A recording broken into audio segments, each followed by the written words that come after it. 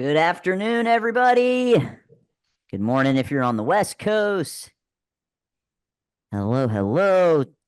Turn those cameras on if you can, please. Get your fingers warmed up. We're going to be asking you to get in that chat.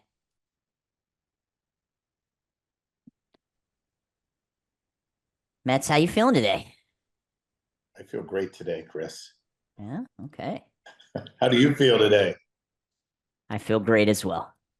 Me and got some training in this morning. There's no feeling. Gi or like no going. gi? Gi. Gi. Okay. Gi. But it was great. Feel good. Awesome. All right, guys, in the chat, one word. How are you feeling? One word. How are we feeling today? Day 2, Academy Intensive. Let us know. Got some greats. Groovy. Blessed, ready, motivated, solid. Love it. Keep them going. I'd like to know how many people are on today that were not on yesterday. Anybody? Is there any new people on today that were not on yesterday? I missed it yesterday. Lou Donadio, LT. Oh, okay. Okay. Well, it's recorded, I believe, right, Chris? Yes, sir. Recordings went out yesterday at around 5:30. Shout out to Mr. Negrone for getting the online portal set up. And they're broken down video by video, which is great. And we did send out the email. If you didn't get it, just shoot us a text message to the phone number that we've been communicating with you guys, and we can shoot that over to you. All right. So we're going to get started in about 1 minute. It is not on Facebook. The recordings live just in a platform called High Level. And they are password protected. And we also got the keynote in there for you guys as well. A lot of you were asking about that.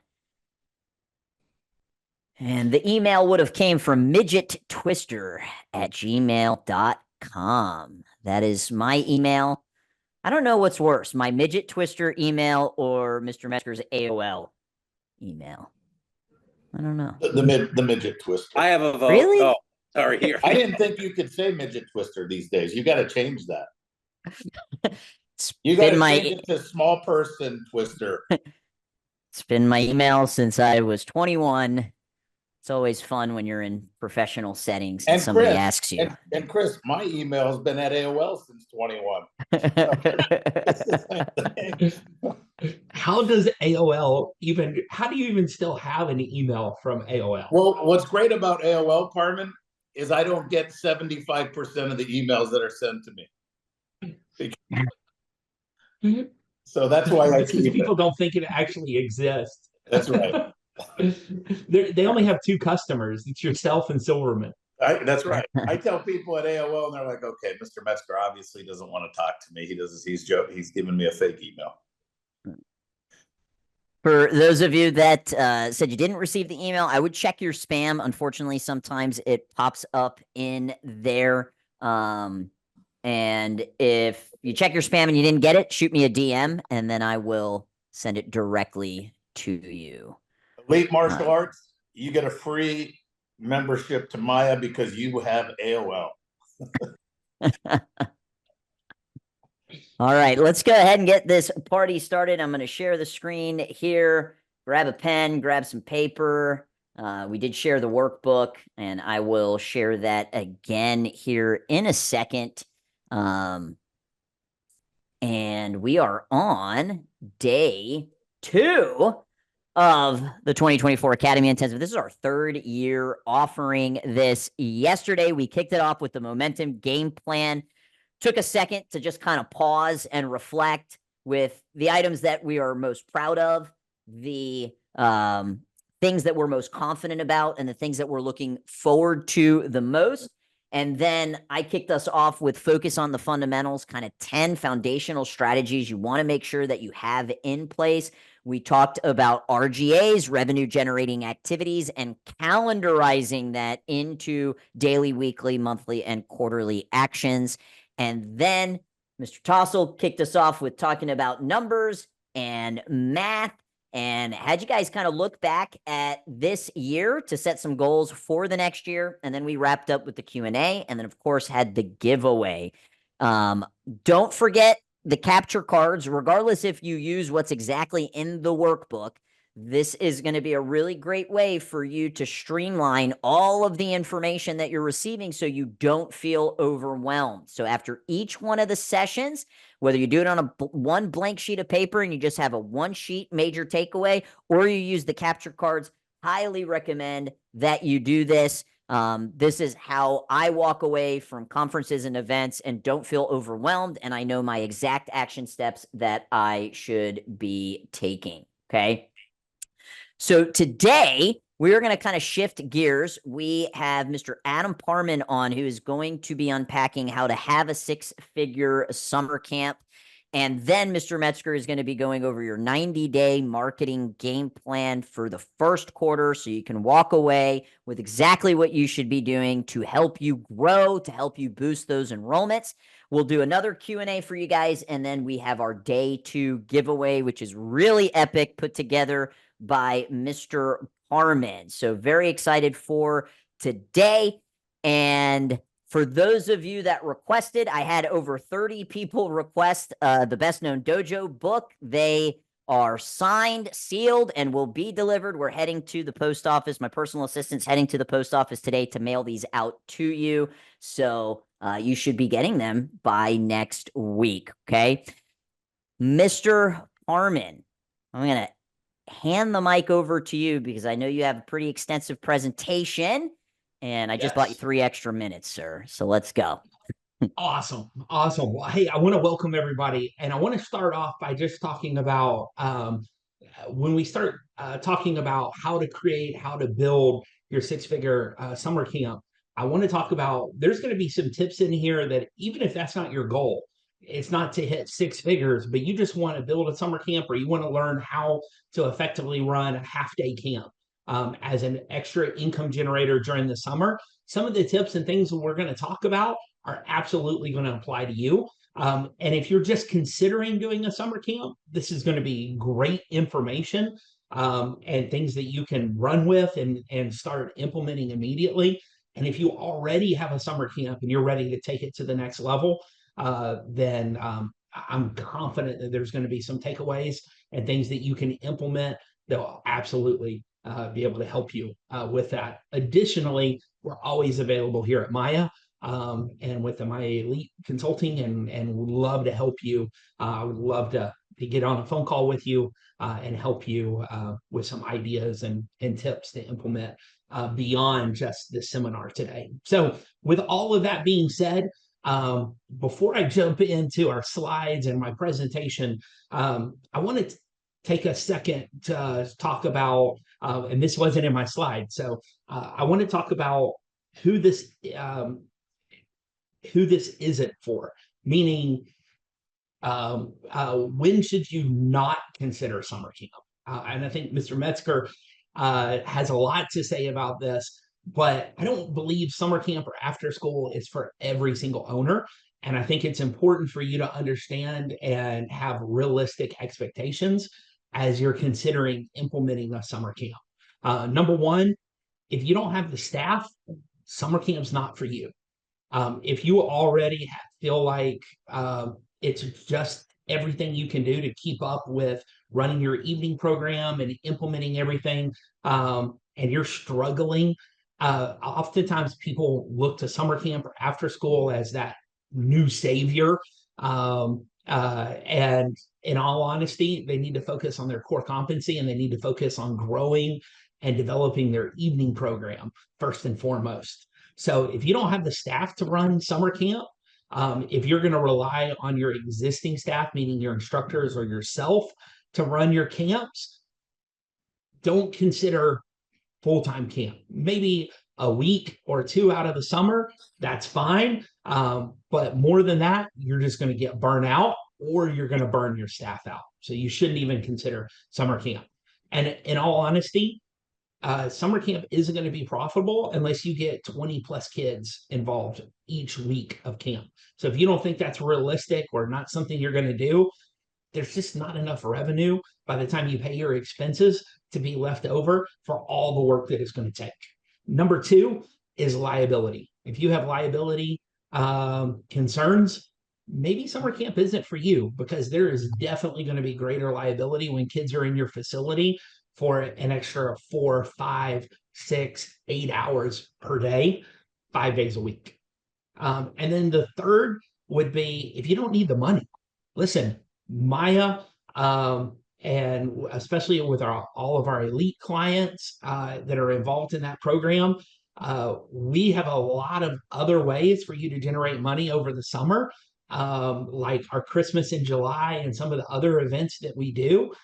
You may be hitting your revenue goals, and you may not have the staff or want to take on the liability, and that's completely and totally okay. So with that being said, if you don't need the money to hit your quarterly or your yearly goals, then maybe summer camp just isn't there for you. But if you're looking to take your school to the next level, or you want to generate summer into its own revenue category and generate 6 figures, then I'm absolutely here to help you. And I'm going to share with you some of my real numbers, which is kind of I've said them out loud, but I've never actually shared some of my behind the scenes statistics with you guys. And I'll be doing that today. So as we jump underway, let me share my screen with everybody. And let's go. Perfect. So now that we talked about who it may not be for, let me talk about the top 5 reasons that you should be thinking about doing a summer camp. Number one, new members. Summer camp is an amazing way to attract new students to your school. And we've taken our June and July, which are typically our summer months here in Georgia, and those are some of our peak enrollment numbers. In fact, we do more new student numbers in June and July than we typically do in August or September for back to school. In August, we did 38. In the month of July, we did 42 enrollments, and most of those were off of summer camp conversions. And I'll be sharing a little more details on how to do that today. But if you're looking for new members and you find that you take a huge dip during June and July, summer camp may absolutely be that ticket, providing you know how to market for non-students and get them involved in camp as the gateway to convert them into your EME program. Number two, retention. They provide a great opportunity for your existing students to meet friends, develop special relationships and bonds with your instructors and your staff, and keep them around.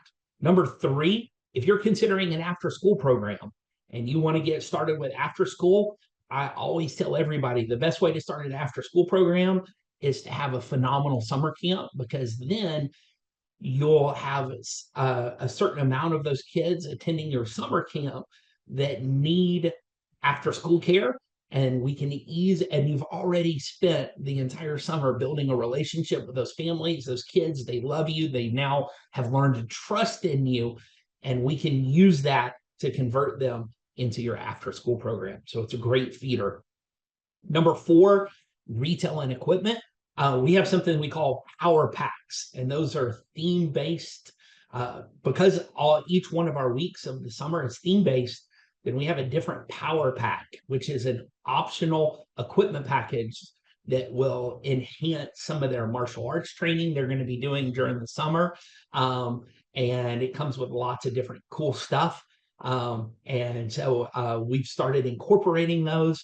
That generated just a little over $12,000 of revenue last year. 2024 was the first, or 2023 was the first year we implemented that. And then we've refined the process and what those packages have to offer. So t-shirts, equipment, retail definitely provides those opportunities as you grow your summer camp. And then number five, and your last reason, is revenue. If you find that summer is some of your worst revenue months and you need to generate more money, and you're looking to do that, having a successful summer camp can certainly help you towards reaching those financial goals. Just as a quick example, 25 kids at $195 a month equals just slightly under 5K. And if you do that times 4 weeks, you're looking at an extra $19,500 of revenue just from camp tuition alone, not to mention all of the additional fees like field trips or power packs or t-shirts and apparel that we can sell to those summer campers. So just in tuition, that could be an extra 20,000, even for a small school. They got 25 kids into their camp. And again, this doesn't necessarily have to be something you do every single week of the summer. You can start small and gradually build it up. And that's what I typically recommend for most everyone looking to get into summer, if you're just considering it and you don't have any existing camps. So to give you a little bit better of an idea, oh, sorry guys, I went the wrong direction. To give you a better idea of my statistics, and I told you this is the first time I've shared this openly with everybody. Last year, we call a spot is 1 week, one child. So if you look, we have full-time spots. We had a few kids that we kind of grandfathered in. Part-time means they didn't do all 5 days out of the week. So we only had 7 out of that. But total spots, I sold 864 spots, 1 week, one child. And this is for this year, 2024. So in total camp revenue, just the money that they paid for camp, I generated $184,409. And then you'll notice the field trips on the far right. We did an extra $24,000 in field trips. So if you combine those, then we did 208,849 was my total from summer camp tuition and field trip fees. That's not including my students that I converted into new members for my evening, any either paid in fulls or down payments from those. That doesn't include my power packs that I sold for equipment and retail. So when you combine all of that together, that was another $33,731. So in total for 2024, I did $242,580 of total revenue. And you can kind of see how that compares to my other years. So you guys can kind of see my growth. In 2008, we did just right at 80,000, 2009. And then there was this little thing called COVID in 2020. And so you'll see that revenue dipped, but I still did almost 70,000 just in tuition from summer camp coming out of COVID. World shuts down in March, and then we launched our summer camp in June, just like always. And then you can see how my revenue growth went up. We did 2,000 less than we did last year in 2023 this year, and sold a slightly less spots. So you'll see a slight little dip, but not a whole lot from last year to this year. And then my breakdown in the ages as well. We start at 5, and then most of our campers are going to hit that 7, 8, and 9-year-old price range. So when you're setting up your marketing and you're advertising your Facebook, now you know the age group that you really want to target, and who are going to be your primary customers. And so utilize that information.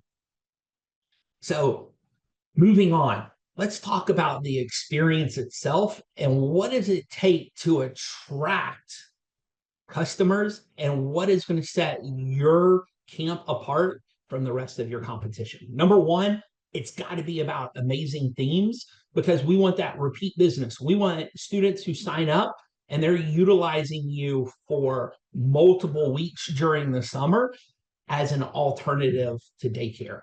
So with that being said, you've got to have, each week has to be a different experience or they're not going to want to stick around. If it's the same old, they're going to do 1 week or 2 weeks with you and they're going to move on and do somebody else's camp, right? So In order to get that and create that unique experience each and every week, we've got to have amazing themes, and you got to pick themes that non-martial arts kids are going to know. So if I do a weapons themed week, it's not going to get non-students excited, right? They don't even know what a nunchuck or a comma or a screama stick. They don't even know what those things are.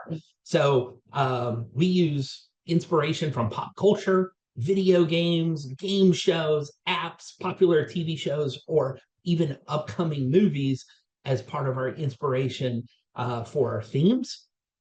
And I always tell everybody, with a little bit of an imagination, you can apply martial arts to any theme out there. So it just takes a little thinking outside the box in terms of your lesson plans. So to give you a little bit of an idea of what I'm talking about, here's some of our weekly camp themes. So we have our mini game challenge. That's kind of like, think about Mario Party, the video game. Think about all the little mini challenges they have in there. So that's a Mario inspired week. Mission Critical, obviously like Mission Impossible. So kind of spy kid related.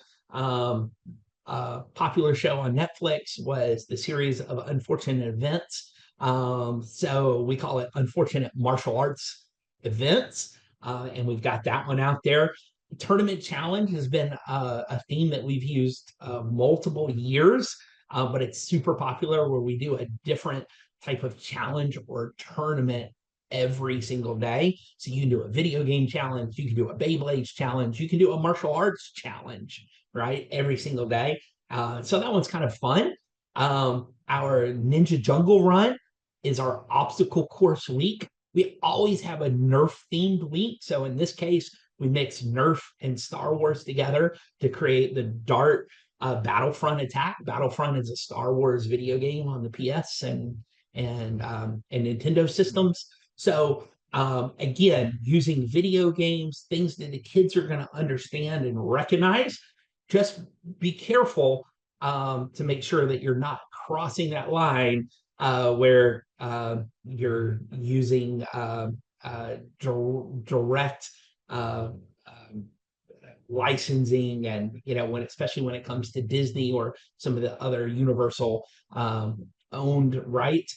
It's okay to get right there on the edge, but it's very important that you don't kind of cross over that. So be very apparent for that. Our Web Slinger Adventure is obviously something that's Spider-Man themed, but we're not going to use the word Spider-Man, right? We're not going to use the word Star Wars, but we are going to use Dart Attack, and we're going to use a similar font as the Star Wars font, so everybody knows what it is, but we're not crossing those lines.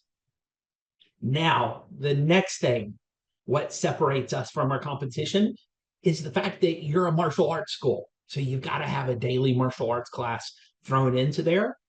But this is important, and please hear me out. Don't use your evening curriculum. The martial arts that you teach in your camps are what we call fun martial arts, meaning that ultimately they're not learning forms, they're not learning self-defense, they're not learning anything where they're being tested and earning stripes or a belt rank. If we're doing a Mario themed week, then we're going to work on a jump spinning uppercut in class. There's no practical martial arts value to it, but that's what Mario does in the video game. So that's what we're going to learn, right? If I'm doing a superhero themed week, we're going to do flying kicks on targets. That's what I mean by fun martial arts, but you need to make that separation, because if I have evening students that are taking a part of my camp and they can just pay for camp and get everything my evening program provides, then there's no reason for them to pay their monthly tuition, or they're going to want to credit if they've paid in full for their evening classes. So you want to make sure that you make that separation, that yes, we do martial arts, but it's fun martial arts in camp, and that's different than the martial arts experience they're going to get in your evening classes. Number 3 in creating the experience is having unique and exciting field trips. Field trips make it different on your team and kind of provide a little bit of a relief for your team from the day-to-day operations, that one fun day. I always suggest doing it in the middle of the week. You'll get better pricing from some of your vendors providing those field trip opportunities. So, if I book on a weekend like Friday, I'm going to pay a premium rate. But if they can come out to my camp on a Tuesday, Wednesday, or a Thursday, then they don't have as much demand. And typically I can get some of the services or that inflatable at a lower rate. So keep that in mind to keep down cost and maximize profitability. Field trips should add value, but make it easy on yourself. Don't increase your liability for the sake of increasing your liability. I don't care if you have buses and vehicles for after school. Most of our field trips are going to come to us instead of us taking kids away, because anytime I pack up kids on a bus, there's an opportunity where that bus could be involved in some unfortunate accident, right? And now I'm putting potential liability onto the business. If I don't need to, why should you? So ultimately, have your field trips come to you. Plus, logistically, I don't have to have as much staff. I don't have to bring in extra staff to drive buses or to wait with kids while we shuttle kids back and forth between the field trip destination and your school. Why do you want all of that trouble and that logistics headache when you can avoid it altogether? So we suggest doing what we call in-house field trips, and those are things that ultimately will come to you. Those are different inflatables. Those are the gaming truck. That's the portable rock wall. Get creative. Do your research. Look around and see what is available in your community. And oftentimes, I find that like one vendor may provide multiple different services. For instance, my inflatable guy also owns the portable rock wall. My gaming truck does gaming truck for us one week, and then the next week they bring portable laser tag and different obstacles that they set up inside of our facility. So get inventive, think outside the box, but also at the same time, these are things that I'm charging extra for because there's a cost that I incur by bringing these in. So I don't build that into the cost of my weekly charge. I'm going to have my weekly charge, and then if they're present, then they're charged a field trip fee. They don't have to participate, and there's no option to sit my kid out or them not go on the field trip. If you're present that day, you get billed for that field trip. Plain and simple, because I need to divide it amongst all of the people present in order to maximize profitability.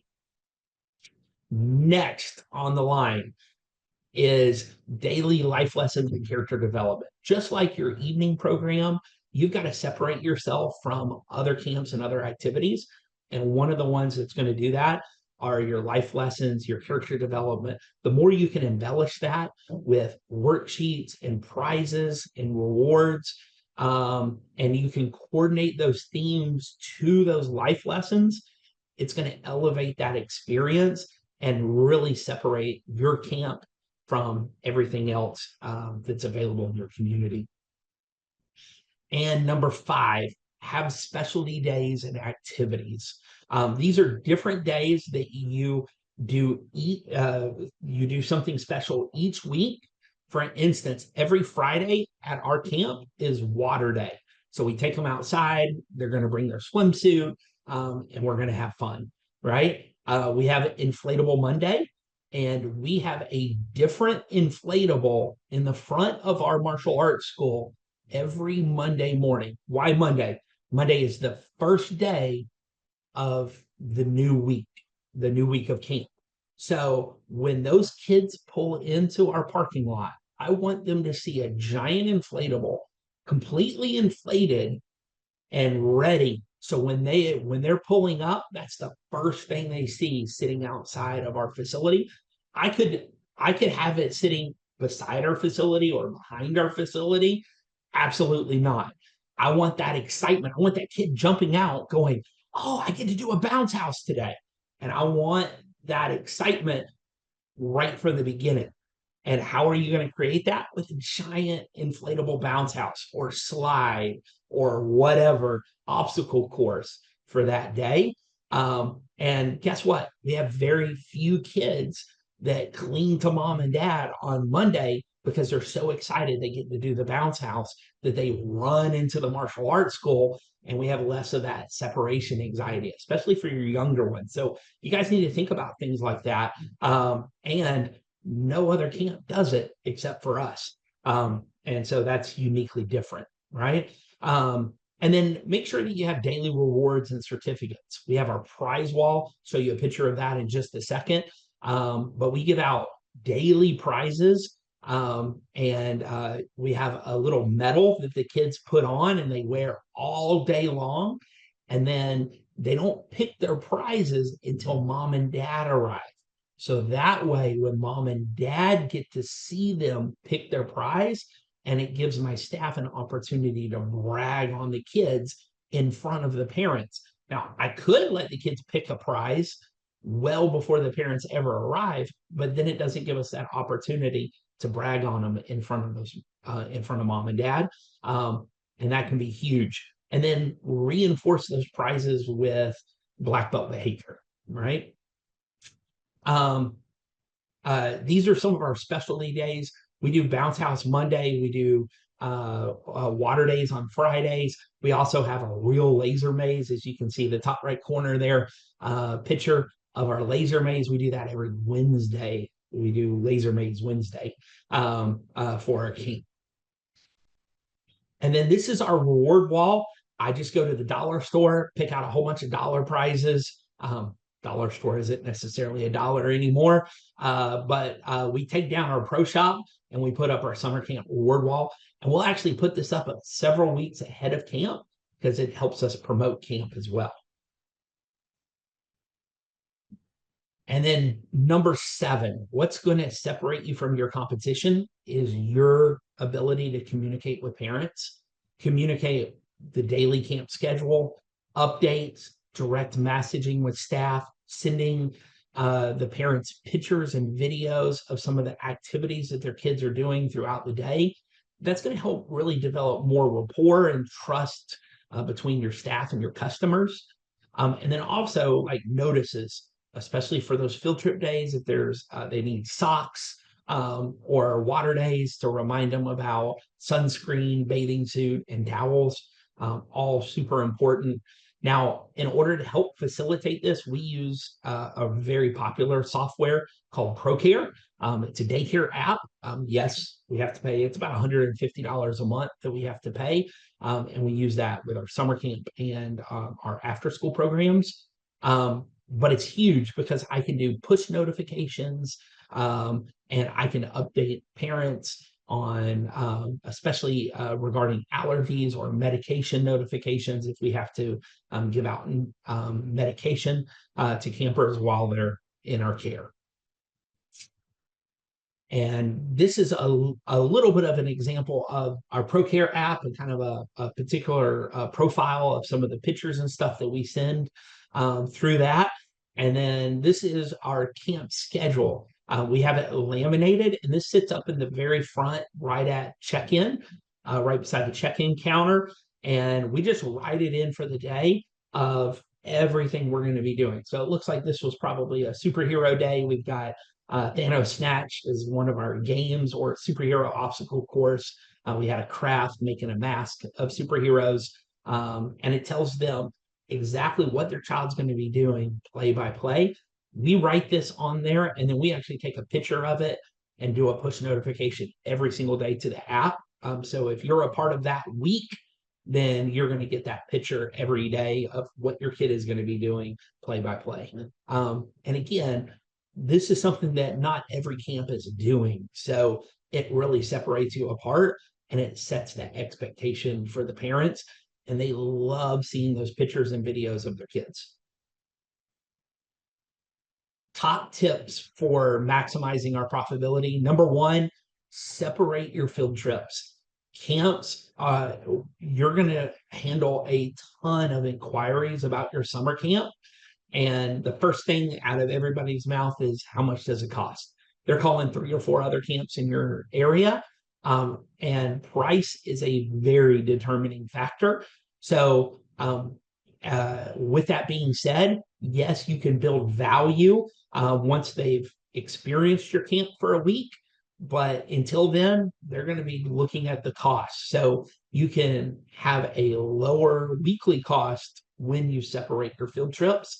And all the other camps in your area most likely are separating their field trip cost out as well. They're not incorporating it in to the weekly rate. As long as you're very upfront, it's just like testing fees, guys. We have our monthly tuition and we have our testing fees. Guess what? As long as you are a great communicator and you tell everybody up front, when you're giving information about your camp, it's in all of your literature, on your online registration. They're initialing that they understand there's additional fees like field trip, and it'll be billed to their card, $20 per person every Thursday, when there's, as long as their child is present that day at camp. Then everybody's okay with it. It's when they get hit with a charge that you didn't tell them and you didn't communicate it clearly to them, that's when people get upset. So just make sure you're communicating clearly, but separate it out. And then that way it's easier to know what revenue you brought in from camps and what your expense for those field trips were. Offer online registration. It saves your print cartridge, but more importantly, it's easier on the customers. I can't tell you how many registrations we take on Friday and Saturdays when our studio is closed the week before summer camp begins. Literally last year, we took in 19 summer camp registrations the day before camp officially started. That's 19 registrations I wouldn't have been able to do unless my registration was online. So do yourself a favor and make it easy on your customers as well. Post in local PTAs, closed parenting Facebook groups, the like Mommy and Me face groups, or Women of Woodstock, that kind of groups. Those are great sources. And a lot of times parents go to those sources to ask people in the community, where's a great place to send my kid for camp? Use reusable materials and supplies. Think about that when you're doing crafts for your summer camps. What are some things that we can do to make it reusable and use year after year rather than a one-time use, and having that expense each and every single summer? Think about your camp counselors and helpers. We use kids that have been involved in our program. When they turn 14, they kind of age out of our summer camp, but they're still too young to become an employee. So if they're age 14 or 15 and they've done 3 or more summers with us, then they can be a counselor, which just means a glorified helper. They're not paid, but we allow them to attend summer camp for free. And we use them to set up other activities and things like that. And then when they do turn 15, 16 years old, then they can become a paid staff member and help us. So that's huge, because a lot of times parents don't feel super comfortable having a 13, 14-year-old stay at home over the course of the entire summer, but they still have to go to work. So a great place is come to martial arts school.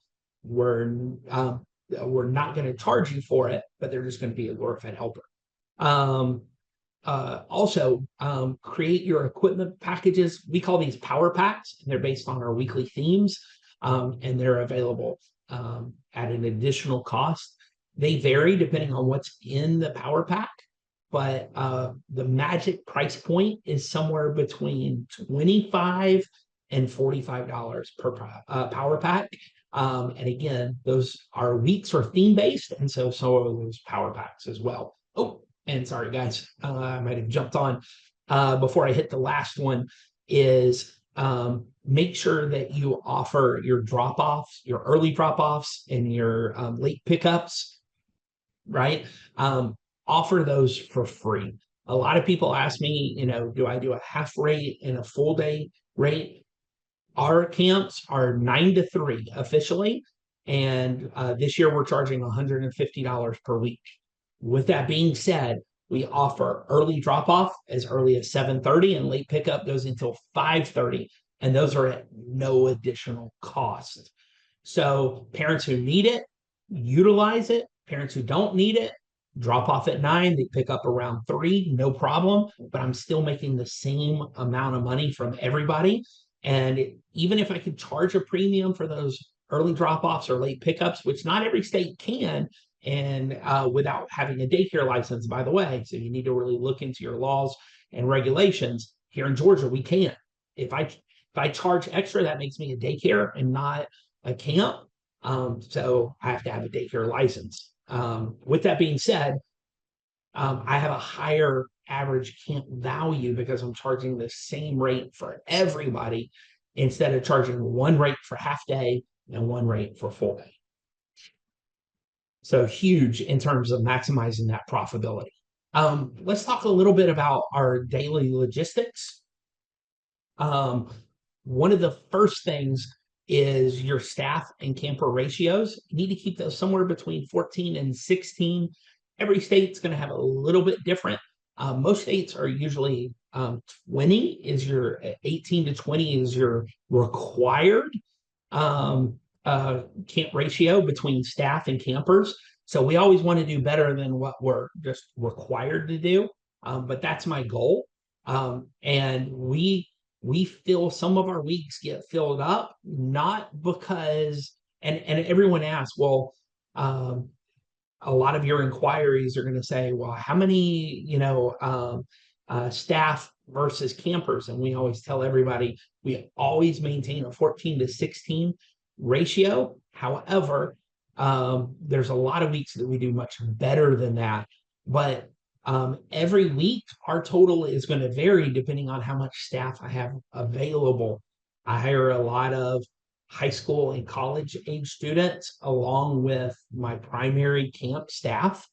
And so with that, depending, my maximum number may vary from week to week, depending on what staff I have available. And we do fill weeks up, not because we can't facilitate more kids, but because we don't have enough staff to maintain those ratios. And then in terms of staffing hours, we have an early, a mid shift, and a late shift. So our early staff opens, they come in at 7 a.m. We open the doors at 7:30 to receive kids. And they're going to work till noon or 1 every day, and then they're going to take off. And then I have a mid shift, which is like 9 a.m.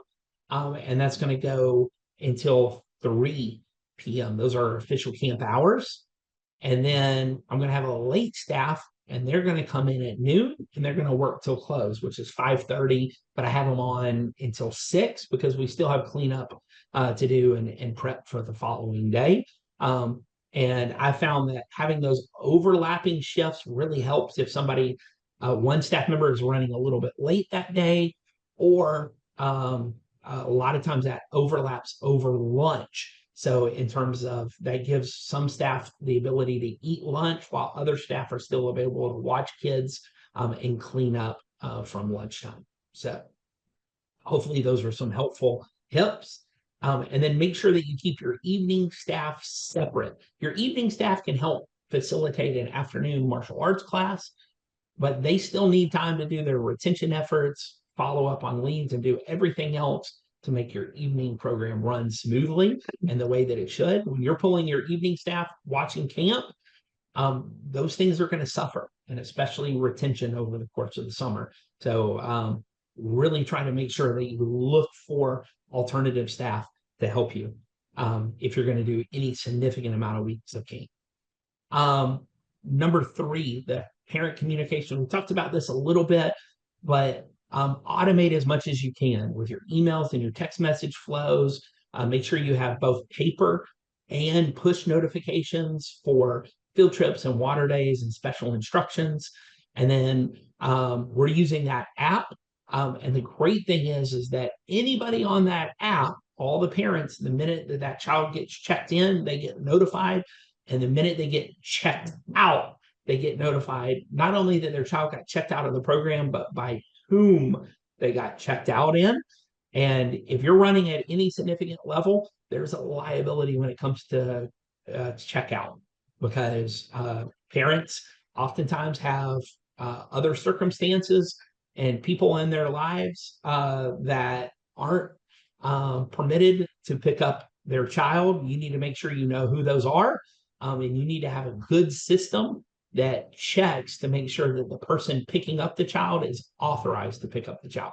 And I will tell you, over the years, we've had divorced parents and different parenting guardian situations where one parent who did not have authorization from the court tried to pick up their kid, and used the fact that they were at camp in hopes that the camp would have not done their job properly, and they could get away with it.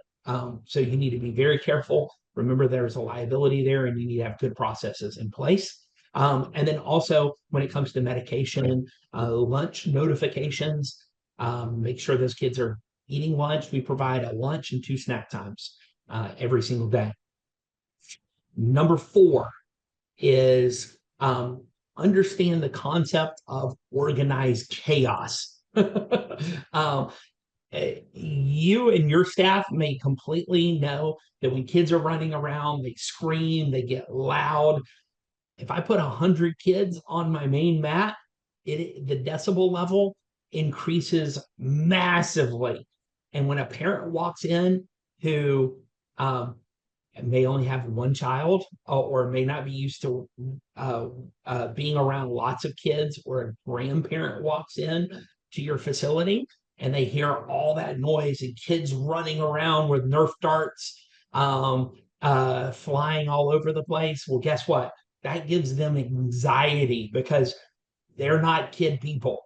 They're not used to being around lots of children. And it looks as though you're not doing your job, even though those kids are smiling, they're having a great time. So understand that there's a reason that there's a lobby area and there's hallways and doorways that separate when you go into a preschool, right? So that way sounds and kids are away from that front lobby, so that they can control the what those parents are exposed to, or who those people picking up are from. In a daycare situation, you need to think about that when it comes to your camp situation as well. We have our check-in and checkout counter is on wheels, and it rolls out to the front of the martial arts school, and we use radios to talk with everyone in our after school and summer camp room. And then we send up kids one at a time up to the front and outside where they're being waited on. All their belongings get moved outside in bins to free up space on the mat and get ready for our evening classes, but also logistically, that way the parents aren't ever coming into the martial arts school during those peak check-in and check-out times. Make sure your staff understands the concept behind positive pickups. I always call it unloading, and that's when a staff member has this inherent conviction to tell the parent everything their child did wrong at pickup time. And I promise you, if you have high school or college age students, they will absolutely do this each and every time, unless they're taught not to. You don't know what's happened with that parent or what kind of day that they had at work. They may have gotten unloaded by their boss. They may have missed deadlines and have extreme pressure at work. And then they show up to pick up their child at the end of a really long day after they sat in traffic for 30, 40 minutes, maybe an hour if you're here in Atlanta, Georgia. And all of a sudden, this worker at your kid's summer camp is unloading and telling you why their kid was so bad today. That's the last thing that parent wants. They know they're not bad. They want a structured environment. That's why they chose your camp to send their kid to. And we've got to focus on the positive. Make sure those parents know everything that child did right. And I tell and train my staff that no matter how big of a pain in the blank that child is, there's something they did right, and make sure that you start that conversation. Yes, there are certain things if they hurt another child that I may need to address with that parent, but don't start off the conversation of why their kid is so bad. Tell them some good things their kid did, and then transition that conversation. And lastly is organizing the camper's belongings. The kids, when they come for camp, they've got lunches. Food attracts bugs like roaches or ants, those kind of things. You need to think about that. So people in the know that have done summer camp and after school for a really long time know that there's lots of smells that go along with those belongings, and you need to capture that. So hooks and things on walls doesn't work when you're trying to scale your summer camp up to something large to facilitate more than 30, 40 kids at a time. But plastic bins, like 18-gallon bins, work great. They snap into place, and they lock things in, including bad odors. So think about that. And also, if the kids are getting things in and out of their bin, then they're not getting mixed with other kids' stuff. So getting belongings left or laying around your martial arts school over the course of the summer becomes less of an issue and a problem as well. These are some of the bins that we have. This was a really low camp day. This would have been not during summer camp as much, but you'll notice that we put all the kids' last names on the front of their bins. A family shares a bin. So if they have siblings, all the siblings, everybody's belongings go into those bins. If you come up during my summer and I have 100 kids in our martial arts school, those bins will be 3 levels tall. And then 3 keys to dominating your summer camp marketing. Number 1, you've got to make sure you offer competitive rates. Do your homework. Know what your competitors are offering. And initially, if you're trying to grow your summer camp program, you need to establish yourself as that go-to camp before charging premium rates. Don't make the mistake of trying to charge premium rates. You need to be the go-to camp, very competitive rate, not the cheapest, not the most expensive, right there in between, that go-to camp, and focus on creating the premium experience. Then once you become the go-to camp and you're providing the premium experience, then make your rates premium, but not until then, right? And so this is a common mistake where you charge too much and you've outpriced yourself when you haven't really established yourself as the go-to camp yet. And you're not a go-to camp unless you're offering summer camp every single week of the summer. And then offer discounts for early registration, incentivize those parents to register early, so that way you have better projections on needs for staff and crafts and activities, and that's also going to impact those field trips and things like that.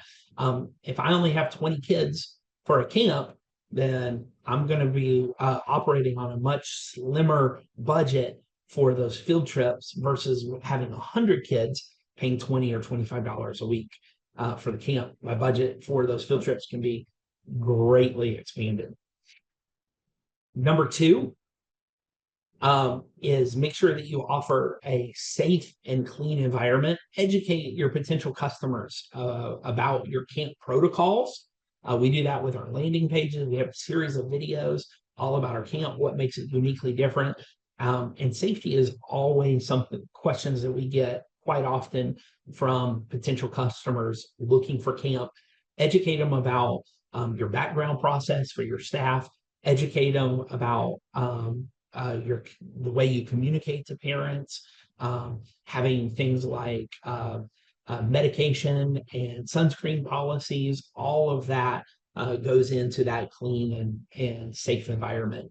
And make sure that whoever is organizing and running your camp, their top priority is always safety, always to reduce those liabilities. And then lastly is embrace what makes your camp uniquely different. Remember, at the end of the day, you're a martial arts school. You're not a daycare. Don't become one and don't feel like one either. Stop trying to offer things. And there's a lot of experts on summer camp that are taking lots and lots of money. And some of you guys have been through some of these programs, and they try to be everything to everybody. They try to offer dance and soccer and yoga and all this other stuff. You're a martial arts school. You started, that's your core competency. Don't get away from it. Invest the time and energy in attracting customers that appreciate the fact that you do a daily martial arts class and they're looking for structure in your camp, and leverage that to become the number one source. But also, when you embrace that fact, then it's a lot easier to get them converted into your evening program and build value. So I can't understate that, in terms of 3 of my keys to dominating your particular camp market. And let's quickly talk about converting those campers into new members. Every Friday, we do what's called a parent presentation. So every Tuesday for our craft time, we have have the kids color our parent invitations, and then the kids present that to mom and dad at pickup every Tuesday, and it invites them to be either in present or join us on Zoom for our parent presentation, where if it's your first week of camp, you're going to show off all the cool karate techniques and moves that you've learned over the course of the week. And then all of our new campers will get to break a board and they'll get to earn their white belt. We have a series of emails and text message flows that go out, push notifications through our app, our ProCare app, to all those kids, that goes out every Thursday. And then at the end of that parent presentation, which is a 30 to 40-minute class, every kid gets to break a board. They earn their white belt. They're gonna get on Zoom. They're gonna see mom and dad doing that, or mom and dad get to see the kids earning that white belt. And then we're going to have our pitch. Our pitch is we take what they paid that week in camp and we apply that to our registration and first month of tuition, and then they pay the difference. When they pay the difference, it's going to cover all of summer, and then they get billed in August their first monthly tuition. Yes, they are making a commitment. It's a 12-month membership. It's going to be the same membership that all of your evening students do. But we use that as a mass enrollment opportunity. And we're doing that every week. So during summer, we do 8 mass intros, 1 for every week of camp. And that's how we get 30, 40 new students in the month of June and July, unlike so many other places and other martial arts schools. So really leverage your camp to convert to new members. But you can't do that if you're not marketing out in the community and attracting non-students into your camps. And then make sure that you're investing back into your camps. So every morning during our morning snack time, we do what's called the GOAT, greatest of all time. And we have something funny like who's the best dancer. And we pick 4 different kids to come up and they compete for a prize off the prize wall. We do Junior Joker twice a week, where they come up and they have to tell a non-potty joke for the kids, and an age-appropriate joke, and then we vote on who told us the best joke for that day. And we also have our game show every Wednesday. We call it Lucky Unlucky, and they spin a giant wheel. Whatever it lands on, they have to do. So it's eating chocolate-covered bugs, or we have mustard soda that they have to drink, something along that line. And there's a whole bunch of unlucky things on that wheel. And there's like 1 or 2 lucky things on that wheel. But then anyone who participates gets to pick off the prize wall. We take volunteers, so we never make the kids do it. They don't have to do it if they don't want to. But obviously we won't pick them to do that. But those are things that embellish your camp and make it fun. And again, are going back to creating that experience. We're investing our money back into like inflatables. We have a foam cannon for our doubling slip and slide that we have. Beyblade arenas for the kids. Beyblades are that top game that they love to play. Snow cone stations for our water days, gaming tablets, dunk booth, all kinds of fun things that will establish your summer camp as that go-to in your community. And with the little bit of time I have left, let's talk about our rules of marketing. Chris, good news, I'm right on time where I need to be. So number one rule when it comes to marketing your summer camp is you've got to be consistent. And you need to increase your marketing efforts as the summer progresses. The closer and closer you get to that first day of camp, the more intense your marketing needs to become. So like social media budget, I start with a $500 budget for the month of March. Then we go to 1,000 in April, 2,000 in May, right? That's when I first got started. Nowadays, I start with a $1,000 budget. I jump to a $2,000 budget and a $4,000 budget in the month of May for camps. Same thing, we increase how many flyers and brochures we're distributing to local businesses. So as we get closer to summer, the more brochures and flyers that go out. But in total, we put out almost 20,000. I order 20,000 summer camp brochures every single year, and we distribute every single one of those before the first day of camp. And then same thing with your text messages and your emails that are going out. They increase in frequency with more and more obvious calls to action as we get closer and closer to camp. Number two, make sure that you include your internal, external, and your paid sources.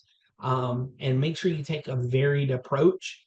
That's always going to yield you the best results. So like with our email and text message campaigns in March, those are mainly focused on early registration savings.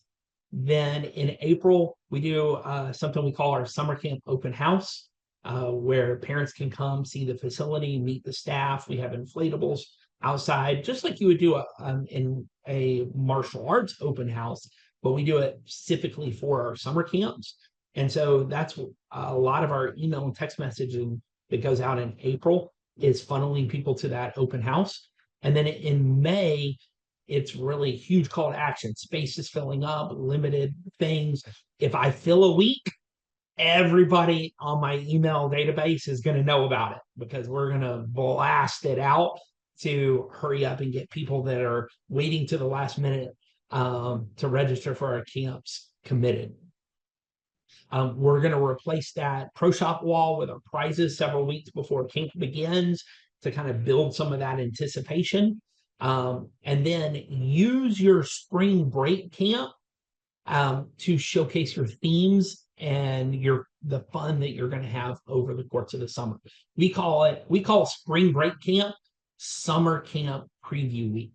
And additionally, we make the last day of summer camp or spring break camp, excuse me, that Friday is always going to be our deadline for our early registration rate.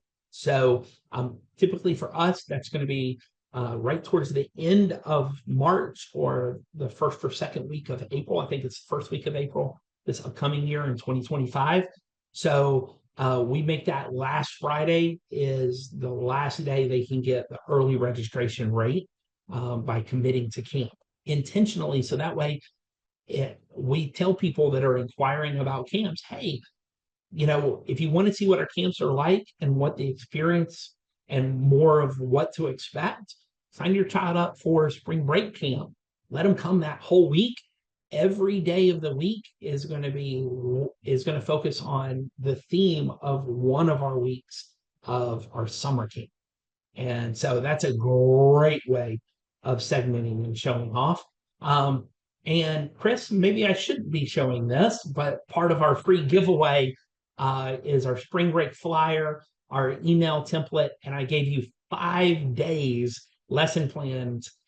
It's 31 pages of hour by hour what we do for our camp, and we're giving that away. So basically, your spring break, your summer camp preview has already been planned for you, and we give you all the resources for that today. So thanks, guys. I've got my email and my cell phone number down there. If you guys have any questions, shoot me a text message. I'll be happy to jump on a call to help you with any of your questions about summer camp. Here at MAIA, we are dedicated to helping you take your business to the next level, and I would love to help anybody that's involved. And Chris, back to you.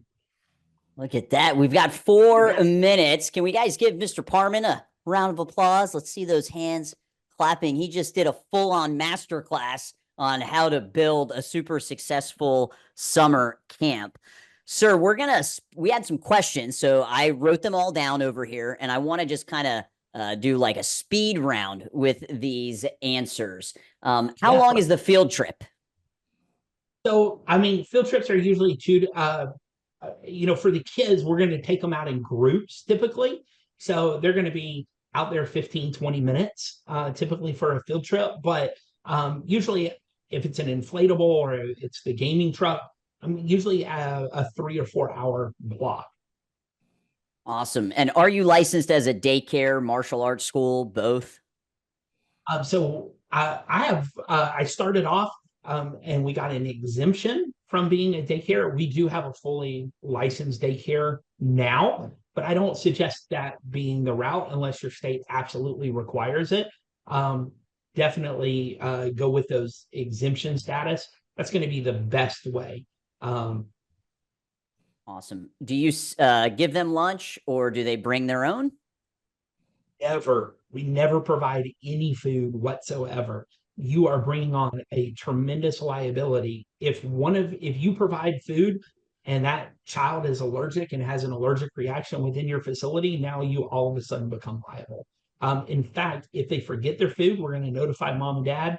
If they don't answer through the app, we're going to call them. But that child goes without food. We don't have kids offering, or we don't allow kids to share food amongst each other. And when mom and dad get on the phone, if they don't have the ability to bring lunch and they forgot to pack lunch, then our biggest suggestion is Uber Eats.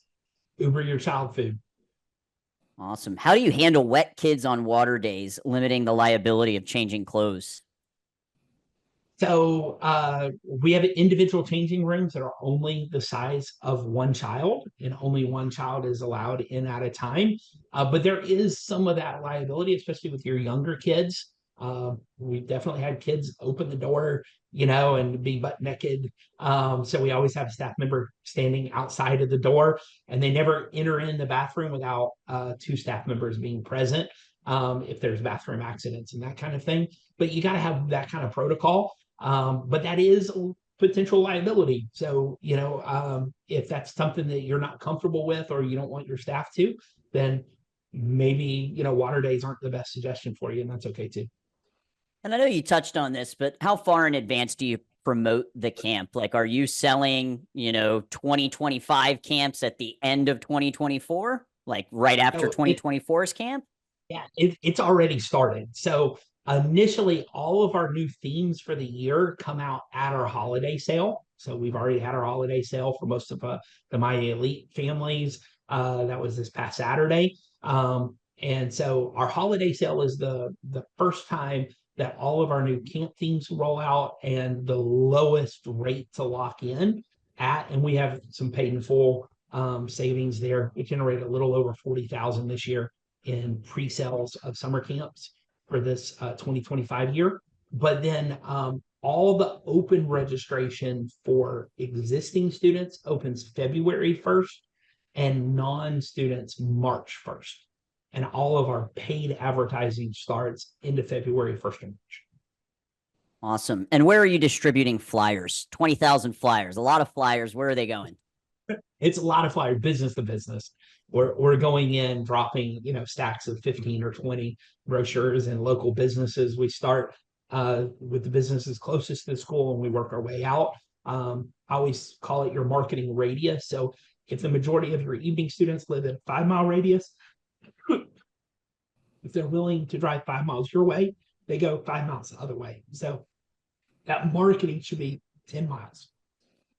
And I know you talked about how much you are charging for your tuition, but somebody also asked, insurance companies say we need to pay additional rates for camps. Are you paying additional insurance rates? Yeah, that's a great conversation. You need to make sure if you offer camps, especially full-time camps or after school, that your liability insurance knows that you're offering that and you're going to pay a higher rate because of it. It's just plain out and simple. So I offer after school as well. So we have a higher rate. But yeah, if you don't have after school, but you're going to do summer, you need to check with them. And that needs to be factored into how much you're charging. Gotcha. And last two questions. One just popped up. Do you give discounts to current students? We don't. I know that one's a little a little different. With that being said, no, our evening students pay what our non-students pay, but they're gonna get access to the holiday sale and early registration before everybody else. So they usually register at lower rates than non-students typically. And then there were a couple of questions about kind of net profits of summer camp, right? It can bring in a lot of money, but there are expenses. Is there a certain amount that people should be shooting for in terms of the net? Yeah, net profitability. So what I always I want to be somewhere between 28 to 32% is my net profitability of my summer camps. Obviously it's going to change based on how many you get enrolled and your projected payroll. But understand, I'm running camps with 100 to 120 kids weekly. I mean, we filled over, you saw how many spots, 867, I believe, if I remember correctly. So that's a lot of kids every single week, and that's a ton of payroll, especially because I'm not utilizing my evening staff to run my camps. So it's going to eat into my profitability, but at the same time, it's also going to allow us to continue to deliver that phenomenal experience to our evening, and it's not going to burn out everybody involved in camps. Gotcha. I also build in July 4th week, so we're closed most of the time. It's we had the Super Show and our big MAIA conferences, but even more importantly, sometimes you just need a week in the middle of summer just to give everybody time to rest too, and so you need to be conscious of that. July 4th was always our lowest attended week anyways, and so I made the decision about 5 years ago that we would be closed that 1 week, and I don't regret it whatsoever. Awesome. And last one, quick one, facility size. How large is your school? Oh, yes. So my facility is 4,500. So I'm just under 5,000 square feet, and we're running 120 kids that would be in our summer camp, or just shy of that. So with that being said, you can pack a lot of kids into a small area, but you're going to have activities outside. You're going to have to break them in smaller groups. You're going to have the staff to rotate those groups in order to keep a good experience. Right. All right. Well, thank you so much, Mr. Parman, for your masterclass on summer camps. And we do have that giveaway for you guys at the end. We are going to now pass the mic to Mike Metzger, and he's talking about your 90-day marketing game plan. Mr. Metzger? Yes, Chris. How are you? Hey, Great. everybody. Parman, great job, by the way. Great job. Thank you. Very informative. And I hope everybody was paying attention, whether you do summer camps or not, on how you can translate a lot of this stuff into your evening. And also, if you don't want to run full-fledged summer camps, even if you wanted to just do 2 weeks out of the summer, how you can use these themes to bring in revenue for yourself over the summer. And when people ask about profit margin, I just want to reiterate on that as well, that you got to decide where the balance is between profits and life work balance, right? If you and he said something very important, and I hope everyone picked up on it. He said he doesn't have his evening instructors running the camp, right?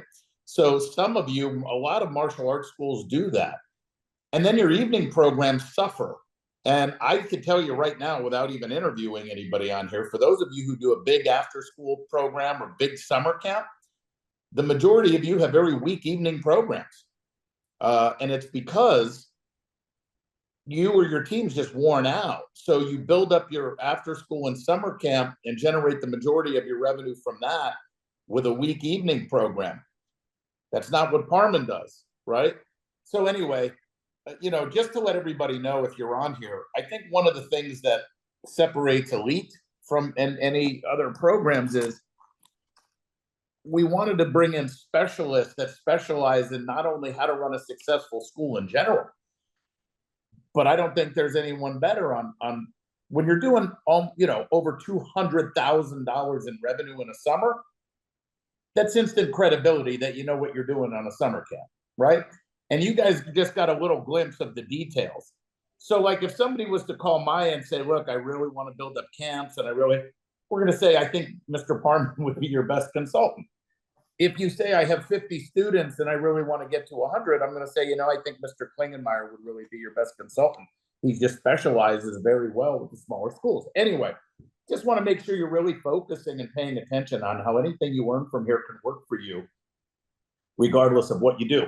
So let's talk about our 90-day planning. One of the biggest problems with a first step in being a successful school is having a plan and not reacting, but being proactive and getting ahead of it.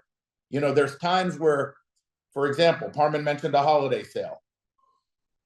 There's people that say, man, I wish we would have planned a holiday sale. It just got away from me. We were so busy, we forgot. Is it too late? Can we still? Yeah, it's too late. It's never too late, but it's too late to maximize, right? So one of the things that we like to do is have 90 days out.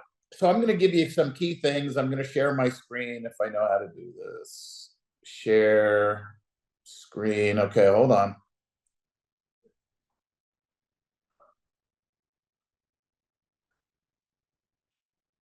All right, I am sharing.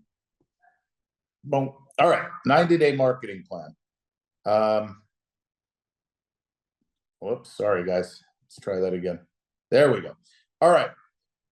I see. Everyone see Parman in the bottom right corner of my screen?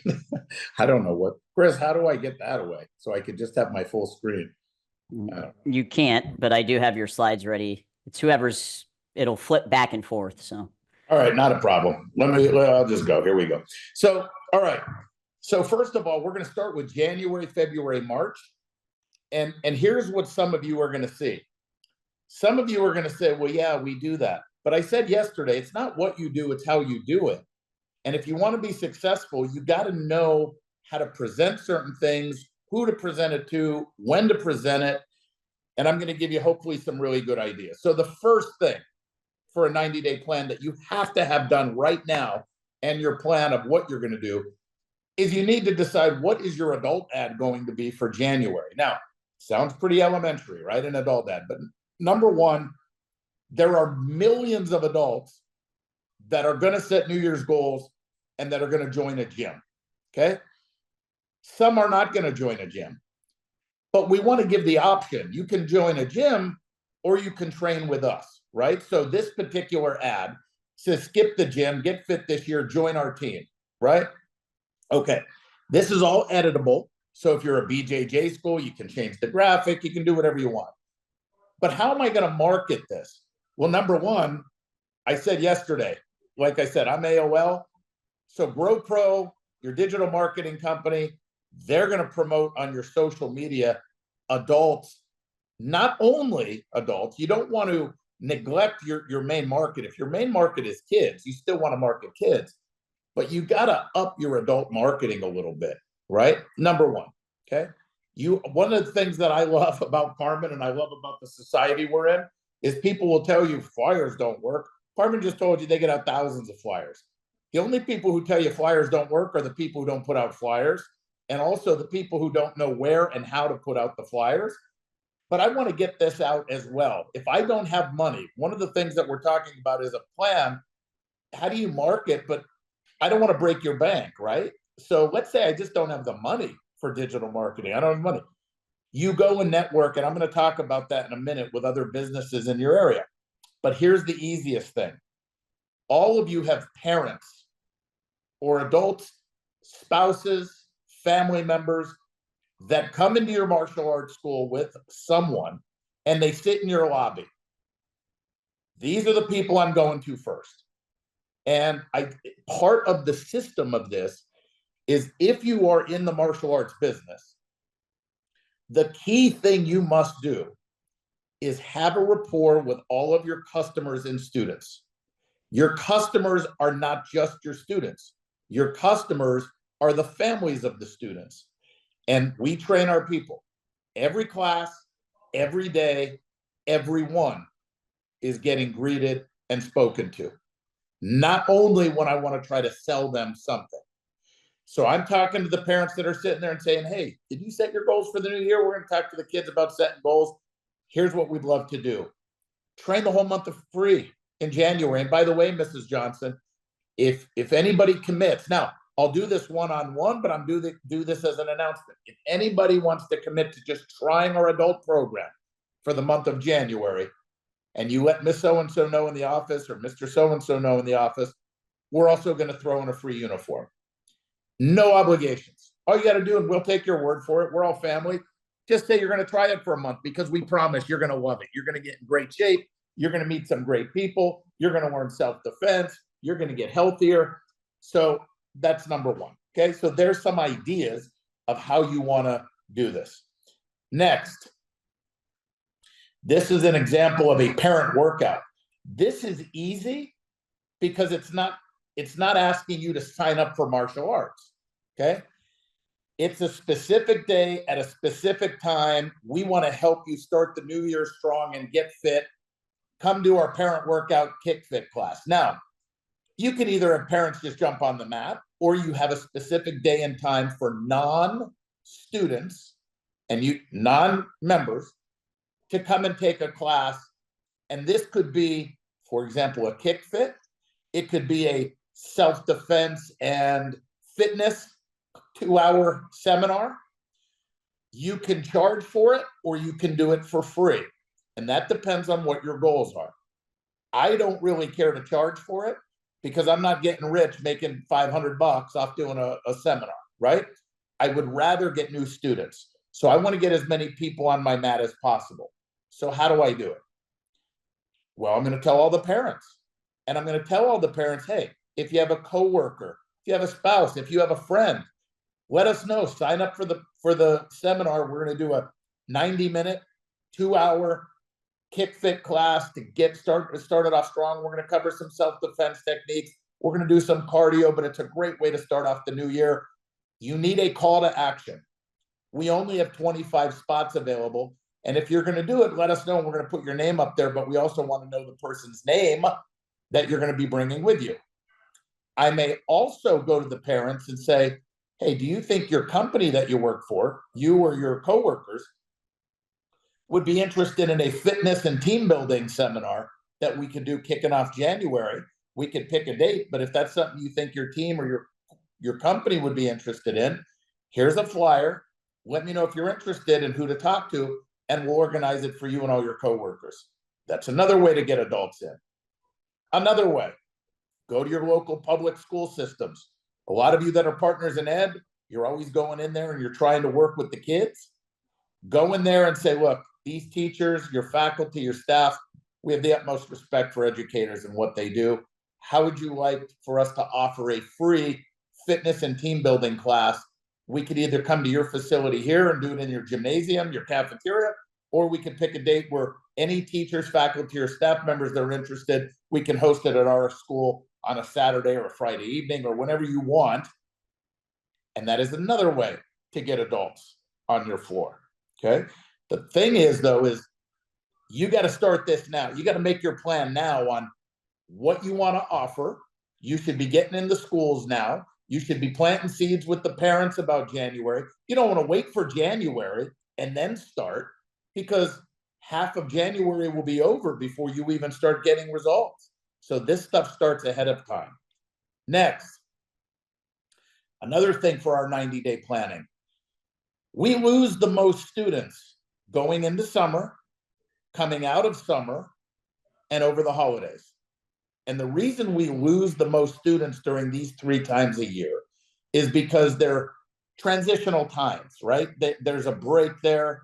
People's routines change.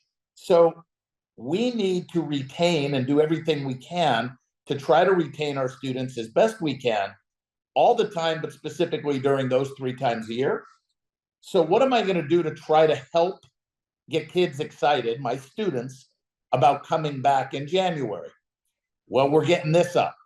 Guys, we cannot wait for January. We got our Blaster Wars Parents Night Out coming up in January. So make sure you sign up. We only have 30 spots available, but it is going to be epic. It's going to be unbelievable. You got to present it. You got to build it up. You got to ask questions. How many want to come to Blaster Wars? We're going to have a little Blaster Wars tournament. Raise your hand.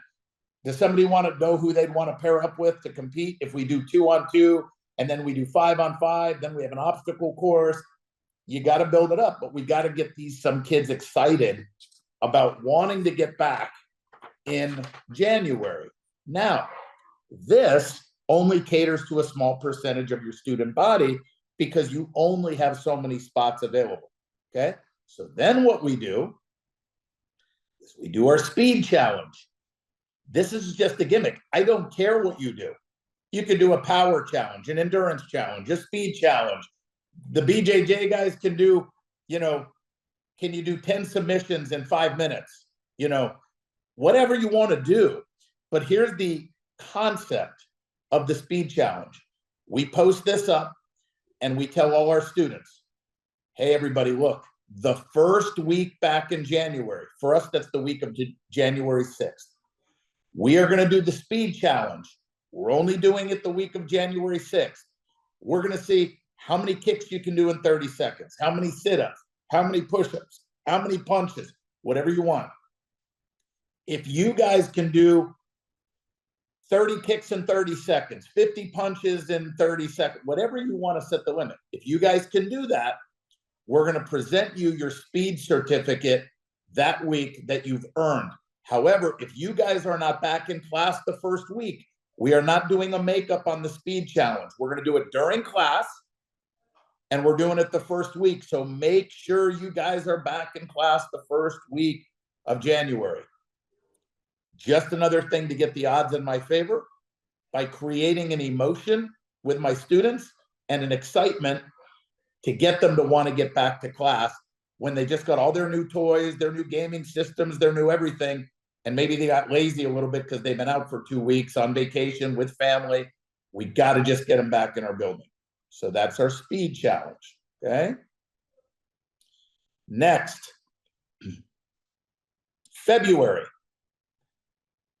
One of the things you guys should understand about a system is every single month, you should do an income generator, okay?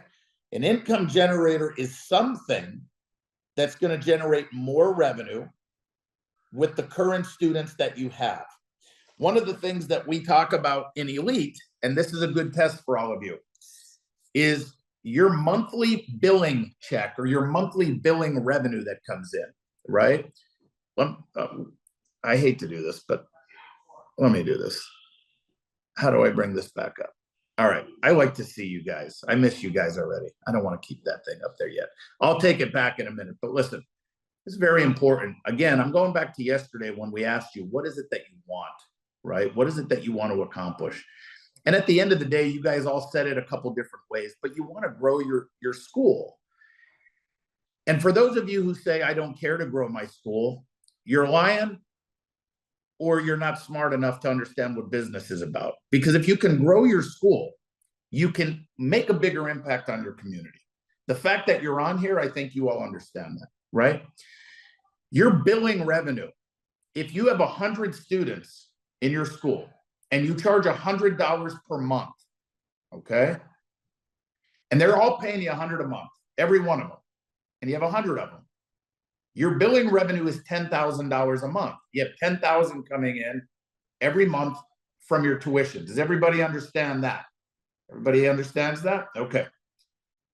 But that billing revenue should never represent more than 50% of your gross revenue. That means if your billing revenue is 10,000 a month, at minimum, you should be grossing 20,000 per month. At minimum, should never be more than 50% that billing than your gross revenue, okay? A lot of people in the past that said they lie about their numbers. They said they had 100 students charging $100 a month and they're doing 23,000 a month. Just do the math, people. They're lying. It's impossible. Well, they don't know what they're saying. Part of that is having an income generator every single month, okay? Every month. For example, that Blaster Wars, right? If I charge $30 for the Blaster Wars, right? And let's say I have 30 students that participate in the Blaster Wars. 30 times 30, that's an extra $900. So if that's all I did, and I had my billing coming in at 10,000, well, this month I'm going to gross 10,900. You follow me? 10,900. The question is how do I generate another 9,100 other than my billing? But part of this is that income generator. You heard someone yesterday, I think Tassel talked about it on his stat sheet.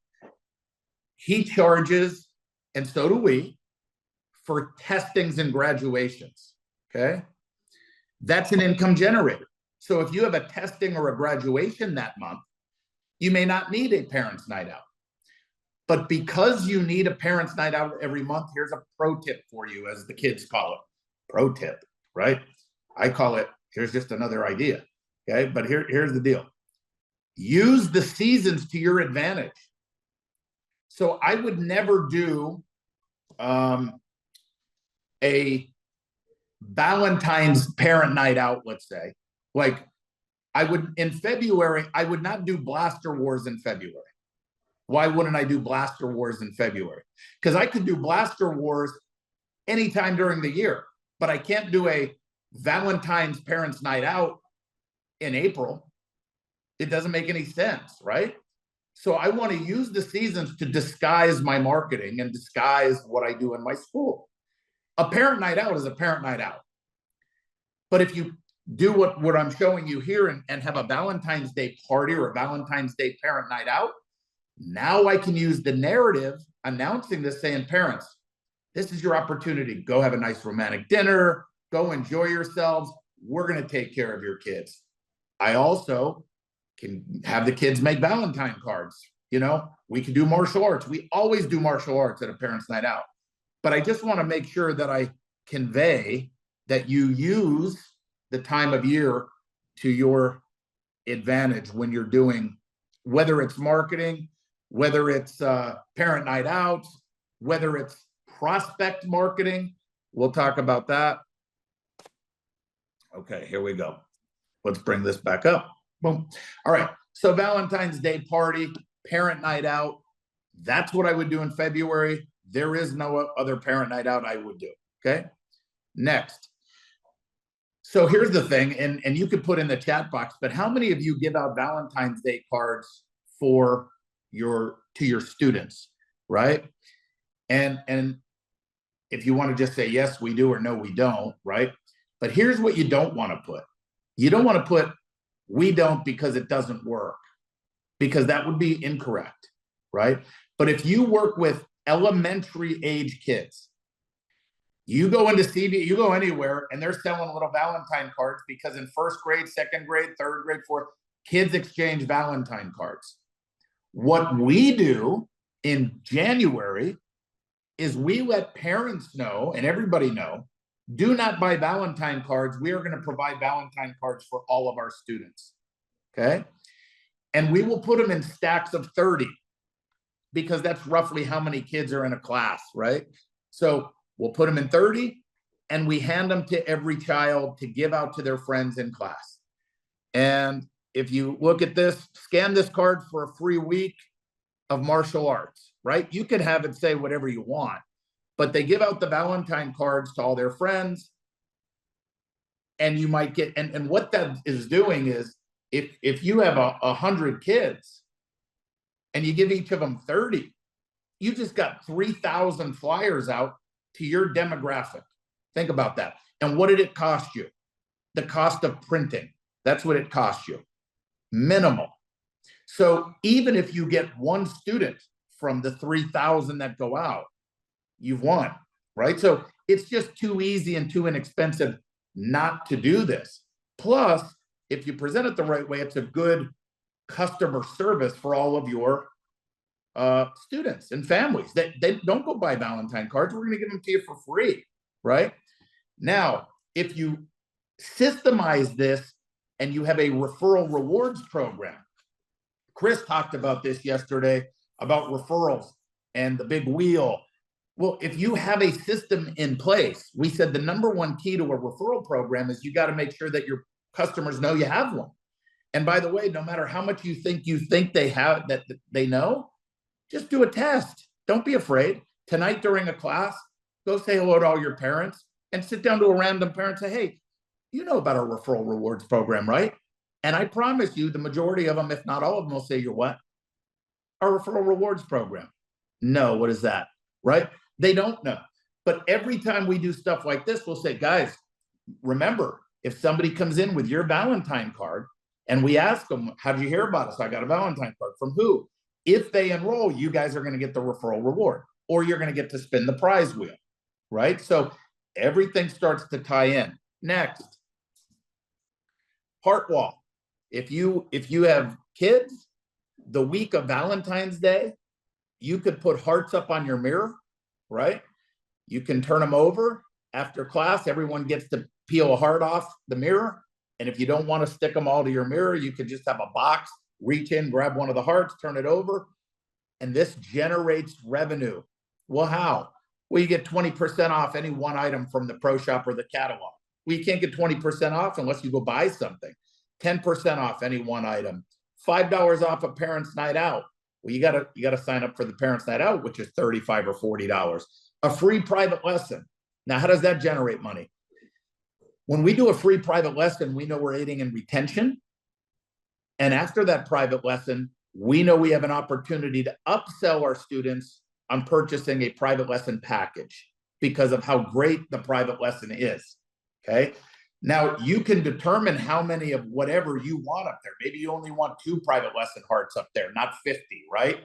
Maybe you want this, you can mix it up. But what you can also do is have a different colored heart or in another section of your school or a different box with hearts for non-students. So during Valentine week, you can make it a buddy week as well. And all the buddies get to pull off a heart or reach in the box and pull a heart. And what does that say? A free week of martial arts, a free private lesson, a free month, a free week in a uniform, whatever you want to do that they're going to win. So you have an opportunity to have an excuse to follow up and call them and talk to the parent who probably didn't bring them. The student, the buddy probably came with the student and say, hey, I know Johnny pulled out a heart, won a free week. Because we're going to say, what did you guys win? What did you win? Take a note on that. Now, some of you are thinking, well, how do you have time to do that? Well, if you have staff, it's a little easier. And by the way, when you have buddies, how many buddies do you actually have showing up in all your classes? It's not like you have 15 buddies a class. It's great if you have 4 or 5 buddies come to a class. So it's really not hard on that end. As far as the students picking these, that's up to them to keep these and bring it to your attention when they want to purchase something or do something. So I don't have to keep track of what the students are getting. I just want to know what the buddies are picking so I can follow up with those buddies. But again, it's a system to recruit new students. while at the same time retain the students you have by offering this and generating some extra revenue. Okay, you can also have an expiration date on these 20% off. Maybe expires March 1st. So you know they got to buy something from the catalog now in the month of February. They got to book their private lesson now, but it doesn't have to be in February. The private lesson needs to be booked now, but maybe they want to book it for March. Okay. Next, we like to do a tournament of champions. Basically, all this is an in-school tournament, right? We do 4 of these a year, but we have, 21. We just got our roster count here of people that are training, right? Tassel knows what I'm talking about, the way we keep count. And it's not roster as far as people that have been not here for 3 months. Roster people are people that are current on their dues and here at least once, twice, or 3 times a month. But our active count, we want you here 4 times. But anyway, we have 2,100 students or close to 2,200 students or something. So we do 4 tournaments, in-school tournaments a year. Now, even if you're one school, you can do an in-school tournament in your school just to talk to the parents about this is a great way to build confidence, right, with the kids, get them comfortable in a competition format that's not cutthroat. It's not an open tournament. They're not going to leave devastated. It's a great retention tool. It's a great way to recruit new students. How? One of the things that you can do is anytime we do an in-school tournament, you can do a sibling event where the little sister or little brother who has not enrolled, right? If there's 4 or 5 siblings out of 50 kids that sign up to compete, let's say, for just $5 before we start the tournament, we have our little sibling event where they come out with an instructor and they'll use a blocker and do some blocks. Everyone gives them a big round of applause. We make a big deal. And then we put a little medal around their neck. And then what do we do next week? How did little Sarah like her first little tournament? She loved it. Hey, have you ever thought about maybe getting her in the Little Dragons program? So we'll try to get new students. We tie retail into our tournaments because we'll make a t-shirt, Tournament of Champions 2025. And it'll say, if you want to buy your commemorative Tournament of Champions t-shirt, just check the box for only $15 or $18, do that. So out of 50 people that compete, maybe only 10 buy it, maybe 20, maybe 30. My point is it takes no extra work from us. And Century Customs, there's no minimums, by the way, if you want to get some t-shirts, right? So we have one design printed as far as the flyer. They can check the box. We'll get some retail. But the biggest thing about this is having trophies displayed leading up to this. Everyone can get a medal. That's another thing we're living in. Everybody gets a medal, but not everyone gets a trophy. Not everybody gets first, second, or third place trophy, right? So we'll have the trophies on display and say, guys, this is a great opportunity for you to learn, get more experience, level up in your martial arts. And it's all about positivity at the in-school tournaments, which is a huge retention builder, right? So that's something we do. Next, March. Oh, wait, I'm sorry, not March, Buddy Week in February. So the Buddy Week I tied it in with your Valentine's Day week that you can do Buddy Week. However, I know a lot of you are thinking, I never get any buddies, I never do it. Well, here, let me give you another pro tip, right? You should have a consistent Buddy Week every month. For example, the 3rd week of every month is Buddy Week, every month, but it's not the entire week. The way we do our scheduling is Monday and Tuesdays are curriculum days. Wednesdays and Thursdays are training days where you're still kicking, you're punching, but you're sweating, you're working out, you're doing partner drills, line drills, pad drills, right? Application drills.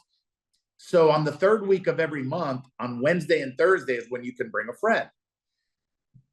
Now, what kind of emotion do you tie in when you tell all your students we're having a Buddy Week? Most of you probably don't tie in any emotion. You just say, bring a friend to class, guys. It's going to be fun, right?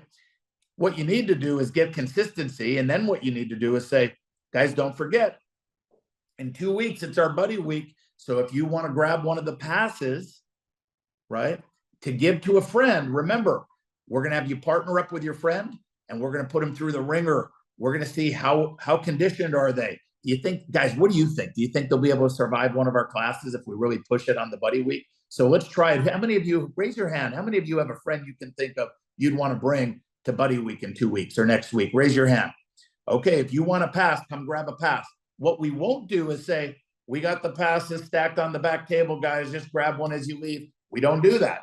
I want to anchor them. How many of you have a friend? How many of you think they can make it if we really put them through the grind? Okay, if you guys want one of these passes, come up and grab it, right? Now, you notice you're seeing the front and the back. So if the buddy comes with their friend, that needs to be filled out on the back, that guest registration and the sign by their parent with the waiver if they don't come. Now, I don't have time to get into it today, but there is a system on how you convert these buddies to become students and what the follow-up is when the parent is not there. And I know all of you are probably saying, well, that's the gold. Right. But that's the MAIA Elite program, guys. We gotta soften you up a little bit here. I'm kidding. It's just we wouldn't have time to go through it. It's a 45-minute system. But right now, what I want to do is get your 90-day marketing plan and get you guys ideas of how you get these people on your floor. Okay. Next. In March, well, here's another buddy day, right? Same thing as the hearts, except we're doing shamrocks now. Now, why do we do all this corny stuff in our martial arts program? Because it's kids. We're dealing with kids, and you got to make it fun and exciting. So let's just say, so follow me on this so you have an understanding of why we do some of this stuff. It's still the beginning of the year. What are you doing right now if you had a student that's been absent for the last month or two coming into the new year? They've been absent. What is it that you guys do? Here's what you do. You're going to say, well, we call them and we ask them where they've been, and we ask them if they're going to be back in class. We send them a postcard, a miss you postcard. We do this. Let me tell you something. Do you understand that if your classes to that student are boring, you can send them flowers and they may not come back to the class if they think it's boring? There's nothing exciting. They've gotten out of a routine. So what does that have to do with a Shamrock Buddy Day? Hey, Johnny, we talked. I thought you were going to be in class last week. How come you didn't make it? Oh, I couldn't make it. Or you talked to the parents. But anytime I talk to the parents or one of my staff members talks to the parent, we'll always say, well, is Johnny there? Johnny, listen, you got to come in next week. And by the way, you can bring a friend with you. But next week, this is where you get to pick a lucky Shamrock. And everybody's a winner. So right after class, everyone's going to pick a Shamrock and we're going to see what you win. Now, you could have a little prize box, too, if you want, where it's like pick a prize from the box. Anything I can do to increase the odds of retaining my students and getting them back in, or the students that are already there, getting them excited and doing something that may generate a little extra revenue. Like these are, what are these? 10% off any one item again in the pro shop, right? Any one item. Okay, so that's why we do these things, because at the end of the day, we work with kids, a lot of us, right? I wouldn't necessarily, I mean, you could do this with your adult class. Maybe you do a 10% off a mimosa or something. I don't know. But my point is we want to create emotions. Okay, next. Well, here you go again. St. Patrick's Day Parents Night Out. Just another thing to disguise our Parents Night Out. If there's something I can do for St. Patrick's Day to make it seem different than a movie night or anything else that I can do any other time of the year, we're going to do that. Now, you don't have to do that, but it's just disguising marketing. And then the last thing that I want to tell you for your planning is this: coloring sheets. So we do a coloring sheet for the holidays. We do one for Halloween, St. Patrick's Day. So what we will do is we will get these coloring sheets out to the public schools. We also can get these coloring sheets out to restaurants. Now listen to what I'm saying here, restaurants. And we'll tell the restaurant, hey, any families that come in that have kids, give them one of the coloring sheets. But instead of having where you can win a $25 Best Buy gift card or Target or Walmart or Amazon, right? We will change that and say, look, we're going to pick a winner, and we're going to pick 4 winners. And the winners will receive a $25 gift card to your restaurant. So would you be able to give these out to every single family member, right? Now with the school system, right? We do this. We say to the schools, look, we just have little facts about St. Patrick's Day. We partnered up with some local businesses that donated. They donated it because I paid for them. So I don't know how you want to word that, but look, Best Buy's throwing in a $25 gift card, Target, Walmart, Amazon, whatever, or the local restaurant. Would it be possible to get these out to all your kids to enter the coloring contest? And then what does it say? There's a directions with this on the MAIA Edge site. Oh yeah, return instructions. We'll have our address there and we'll tell you, you can put on there, they must return these coloring sheets to our school. So we're hosting it. We're sponsoring. You see what this says? Sponsored by, this would say Championship Martial Arts here.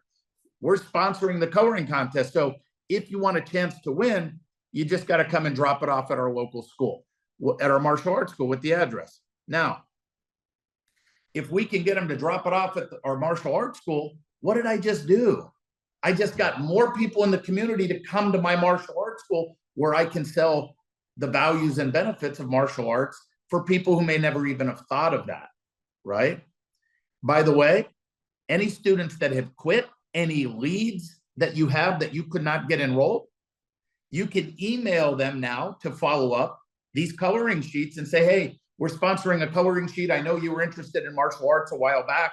Just wanted to send this to you to see if you want a chance to win a $25 gift card. But by the way, what we do is Tassel still on here? I know he texted he had a client call, but I don't know if Tass is still on here, but he would tell you what happened with him with his coloring sheets. But here's the deal.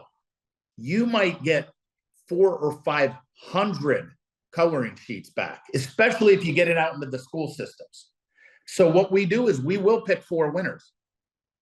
Then what we'll do is we call every single person that did the coloring sheet and say, hey, this is Mr. Metzger or Mike Metzger from Championship Martial Arts. How are you? Hey, the reason I'm calling is your child, Jimmy, participated in one of our coloring contests.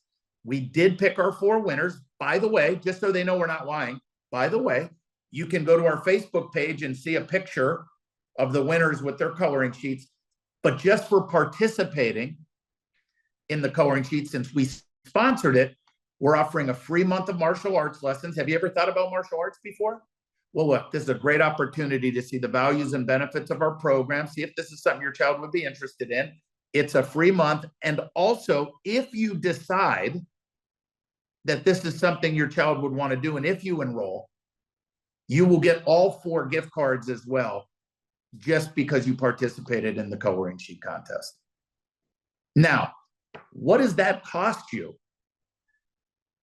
The cost of black and white paper to get printed and just get it out into your community. That it costs you your time, doesn't cost your money. And then you just sit back and wait and wait for some coloring sheets to come back. So these are things that you should plan in the next 90 days that does not break your bank, that does not cost you a lot of money, but can give you some really good results, more than if you didn't do it. And it doesn't take a lot of effort or energy. So with that, Chris, do we want to open up for questions? Or do we want to, before questions, we have a giveaway today too, don't forget. So stay with us. But Chris. Yeah, I'd love to tell them about our special offer that we have. We've had some people emailing and texting us, asking about our programs, had questions about MAIA Edge and things like that. So I'd love to be able to share that. Then we can go into Q&A.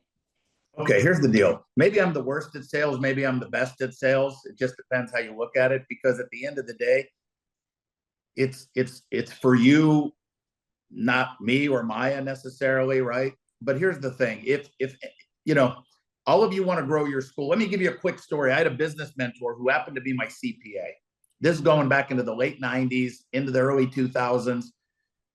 How many of you are like me? I was growing. I was making a lot of money. I was grossing. My gross was going up. I was breaking records every year, but I never had any money. I mean, I never had any money. And my accountant said, Mike, you're making too much money to have no money. I said, I don't have any money. I said, but Carly was her name. I had hired a girl named Carly. She was a office manager at a dental office, but she was very organized. She was really friendly, really personable.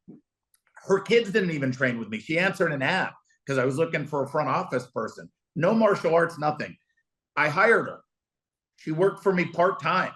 She might have been making $8 an hour, right? Back then. I don't know. $8 an hour. And she had been with me now like a year and a half or 2 years. And she wanted to go, she wanted a salary. She wanted full-time, but I didn't have any money. I never had any money left over at the end of the month. So I would talk to my accountant, Rick, my business mentor. And I would tell him, I'm like, man, Carly wants to go full time, but Rick, I just don't have it, this, that, and the other. And he kept hearing this. So one day I walked into Rick's office and I said, he said to me, I walked in, he said, Mike, listen, you've been talking, I love Carly. He goes, I think she is awesome. And I know you can't bring her on full time. Are you okay if I offer her a job? I'm going to offer her a job and start her at $30,000 a year. Right now she was at $8. He goes, I'm going to offer her $30,000 a year. Am I going to get her? And I went, you're going to, what do you mean? He goes, I'm going to offer her $30,000 a year. Am I going to get her? Or are you going to do something to try to keep her? I said, I can't afford to lose her. He goes, exactly. Go offer her full time and pay her a salary. I didn't think I had the money, but it struck a chord with me because it wasn't him that's going to offer her something, but it's going to be someone because she needs full time. So I went back, I offered her full time. My school grew exponentially. We went from 1 to 2 to 3 locations, grew exponentially, right? What's my point? My point is you guys can do part-time stuff with us or another consulting group or whoever. You can do the part-time stuff. But if you're serious about growing your school, it comes down to this. You either believe that we can help you grow your school more than you can do by yourself, or you don't. You either believe us or you don't believe us. And that's up to you. Maybe do your homework. Maybe you want to call some other clients, or maybe you're just seeing the information we provide. But you got to go full time. I mean, and if you want to do it, here is the deal with Elite. If you wanted to join Elite, it's $1 for the rest of the year. Why is it $1? Because after next week, we're going to close for the holidays, but you're going to get a call in with your consultant before we leave for the holidays. So you're paying $1 for December. In January, February, and March, you're going to pay 50% off of the program. Now, how much is the program? The program, first of all, what you're going to get for that is in the first 90 days of the new year, or the first 90 days anytime, you're going to get a personal scheduled call with your consultant every other week for the first 90 days. So every 2 weeks, you're going to have a scheduled call every other Tuesday at 2 o'clock, right? Or whatever that is, Monday at 4 o'clock, whenever is good for you guys. And they're going to call you every 2 weeks in the first 90 days to set up all the internal systems and fix everything in your school internally. Okay. After 90 days, that call is going to go to once a month schedule. However, you will have access to your consultant anytime you need them. You can text them, you can call them in between calls. You're also going to get a scheduled call from our corporate office every month, even in the first 90 days. So Mr. Ernie Palesco from our office is going to call you on a scheduled call every month just to check in to see, are we getting the job done? Are we doing what we said? That might be a 5 or 10 minute call. How's your consultant doing for you? Are you growing? Are we on track? We're going to be helping you. You're also going to get a Zoom call with me every month with all the consultants and all the clients. You're also going to get a Zoom call once a month with Chris Rodriguez on digital marketing and marketing in general every month. You're also going to get 2 free tickets to come to the MAIA events 3 times a year, March, July, and October. You get 2 free tickets to attend those. They're in Orlando, Florida. It's a 2-day event, Friday, Saturday. You have to fly here. We have a special discount on hotels. So it's 1 hotel night and a round trip airfare. Other than that, we have food available. We're feeding you. And it's a 2-day event, but you get 2 tickets free to that. You're going to have your own personal consultant. You're also going to get the biggest discounts on Century Martial Arts merchandise. So at the end of the day, if you think that we can help you grow, then you pull a trigger. If you don't think we can help you grow, then you don't pull the trigger, and we're still going to be here for you. But it's like Carly. You might say, well, man, I just got so much. I was getting so much from Carly part-time. And I knew I couldn't afford to lose her. And I had to bring her on full-time. I didn't know how I was going to do it, but it was an investment into my business. This is an investment into your business, and we're going to help you grow. Now, how much is it? $997 a month. But that $997 doesn't hit you until April, because it'll be $500 in January, $500 in February, $500 in March. Then it'll go to $997 in April. And if you don't think we can generate you an extra $500 or $1,000 a month, then we have not done our job yet here. That's nothing. We don't want to increase your revenue by $1,000. We will generate you. Here's what I tell everybody, and it's hard to believe it, but we will generate you enough revenue in the first 90 days to pay for your elite for the next year. So whatever you're going to do in the 90 days, we will generate you an extra $12,000 plus in the first 90 days. So you will never have to worry about paying for your consulting. We'll do it in the first 90, right? You know, just in the holiday sales, I texted my directors, and then Chris, we're going to turn it over real quick for the giveaway and the Q&A. But I wanted to show, I sent this to my guys. Look at, you see where this says yesterday? Yesterday? Well, this is from a client, $80,733. Well, that's how much one of my clients texted me his board. That's how much he did in his one-day holiday sale last Saturday.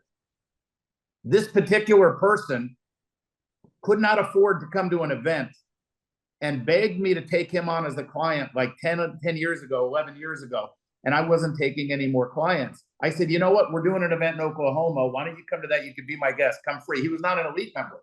Couldn't afford to fly there. They drove. And I'm not going to say from where, because I'll keep his privacy, because we have elite clients on here. But he drove there.